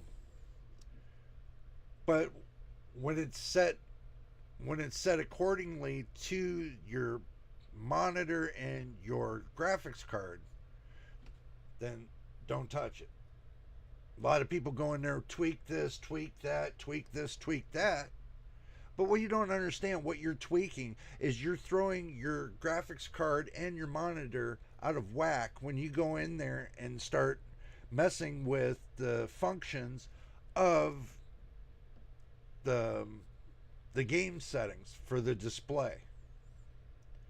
When it's automatically preset to your graphics card that you're using from the game.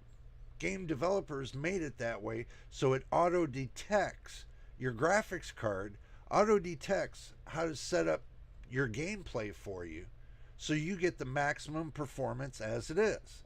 And then people go in there, start screwing with the settings, and guess what happens? They lose that performance. Come on. Dialing it back a little is totally fine. For taking snapshots, you can ramp the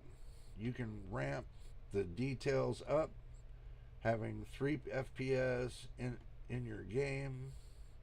Photos then become sane again 100%. Yeah.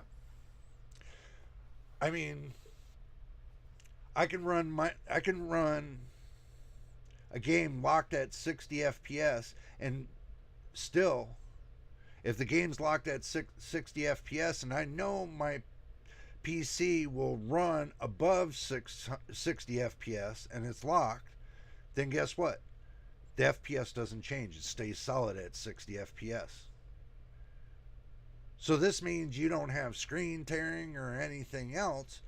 Dialing it back down to where you use the lock settings for a game, then, that will eliminate a lot of that tearing too. But if you're trying to run it past your FPS point, then you can run into that problem too. I've heard people run into problems running the full boat of the amount of FPS that you can get for, get off of a game. But having a better gameplay locked at 60 FPS. Come on. That's what my feeling is, guys. If you want to test it that way. Test your game locked at 60 to 100. Let's say lock it at 60 FPS. Test it, see if it works out for you. And if that eliminates the screen tearing, then you know what the problem is. Or if you need better FPS, then see if it'll lock it at 120 FPS. Me, I don't mind it locked or unlocked because I know the amount of FPS my PC for the GPU will put out.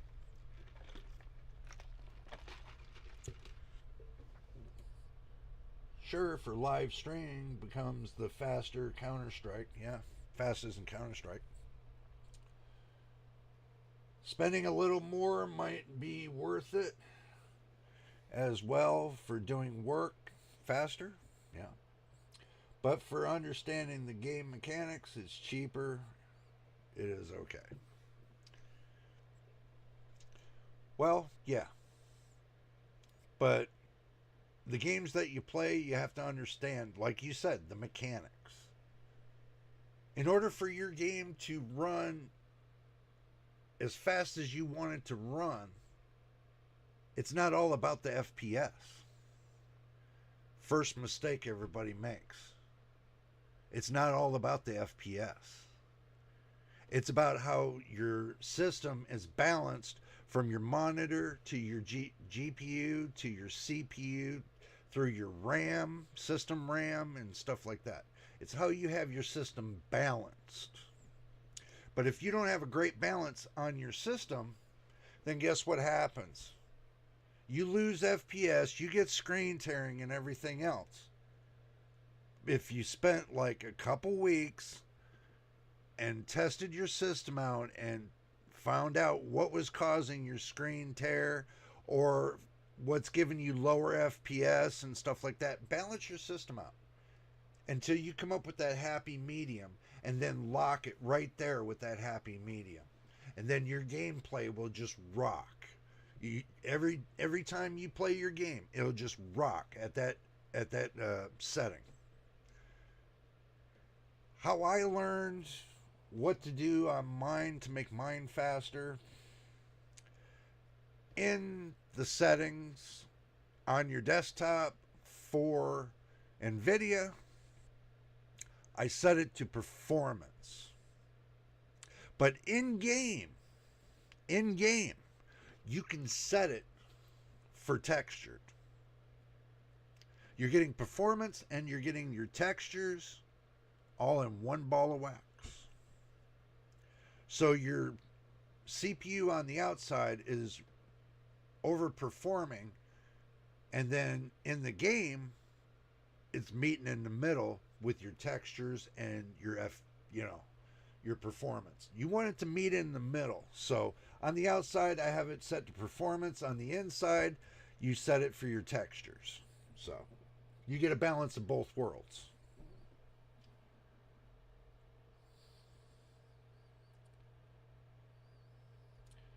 I love that folks start asking their computers more questions. You notice that, right?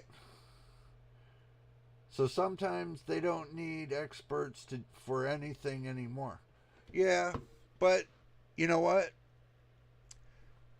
Do remember those computers that you ask questions, you ask the questions like Copilot and GPT-4 or whatever, they're limited on the amount of information. They are limited. Okay. So, but there's more to the story that they're not telling you. So to go by and ask them questions about how to build a PC, they're not going to give you the total answer. They'll give you 50% of the answer, but the rest of it you have to earn and learn on your own. So they'll only give you 50%. I hope y'all understand that. Don't expect it to be self learning, trying to tell you how to self learn. That's not how that's not how this AI software works. It won't tell you what its thoughts is. It won't give you a vast opinion of it. It only tells you what the information it only has at hand. It does not tell you any more or any less. It only gives you the information at hand. And it's how they're programmed to get that information is giving you that information. So, I regularly tell my chatbot about some contradictions. You know, you know what I tell my chatbot? I don't have one. I tried the chat GPT. I asked it the same questions that your normal consumer would ask. but for its answers is 50% correct. The other 50% is all hearsay. So I took it like a grain of salt. The only thing that I found that this AI software was good for so far was image developing. That's it. Making new style imagery. Then when I found out that it was stealing ideas from Google Images, it wasn't that great. So they base ChatGPT on everything that's on Google or any of these, all the information that comes from these browsers. Questions and answers from these browsers. That's pretty much it. It doesn't learn on itself. It doesn't have that skill to learn on its own. I also tried character AI. It is sometimes more fun than ask a celebrity in person. Yeah. At least it doesn't talk back to you when it doesn't when you don't want it to. At least if you tell it to shut up, it'll say okay. Come on. When they come up with the self-learning, the true self-learning AI to where it can talk to you like you're talking to it, and it can ask you questions, and then you give it answers, then you know you got a good AI that's able to interact with you. But the only interaction you get is you telling it to do something. What kind of friggin' interaction is that? You got to tell the AI to do something that you could have done on your own? What does it learn? Nothing. Does it talk back to you? No, it doesn't talk back to you. When they start talking back to you without you even saying nothing, you're just sitting there, reading a book and something, and an AI starts rapping on the computer and says to you, "Hey man, you gonna come over here and play?" I'm like, hell no, I'm reading a book. Leave me alone. You don't get that kind of interaction. Point proven. And they're afraid that the AI is going to take over the world. That's bull. It can't even talk back to you. It can't think for itself. It doesn't have that capability. So, but anyway, guys, this has been a good 2 hour and 25-minute rap session with you all. I hope that, when in time you guys will understand that, when it comes to buying hardware, you got to have the right software, the right pieces and stuff like that. Sure, there's many reviewers that can say, well, we tested this product on this kind of system. But I know y'all just hear about GPUs. But do understand, you got to start with the motherboard first. And then you got to learn all its components, how does it operate? And then after that, you'll know what processor to pick with your motherboard. Okay, I picked my motherboard first, and then I picked my processor. And then I picked my GPU. And then I picked my RAM. I did it all in that process. So, it became annoying once a character AI asked me one time about some delicious recipes. Then I did the research myself. Okay. Well, if you ever taken one of these days, read your AI a love poem, and then it responds back to you and says it loves you, then you know it's learning something.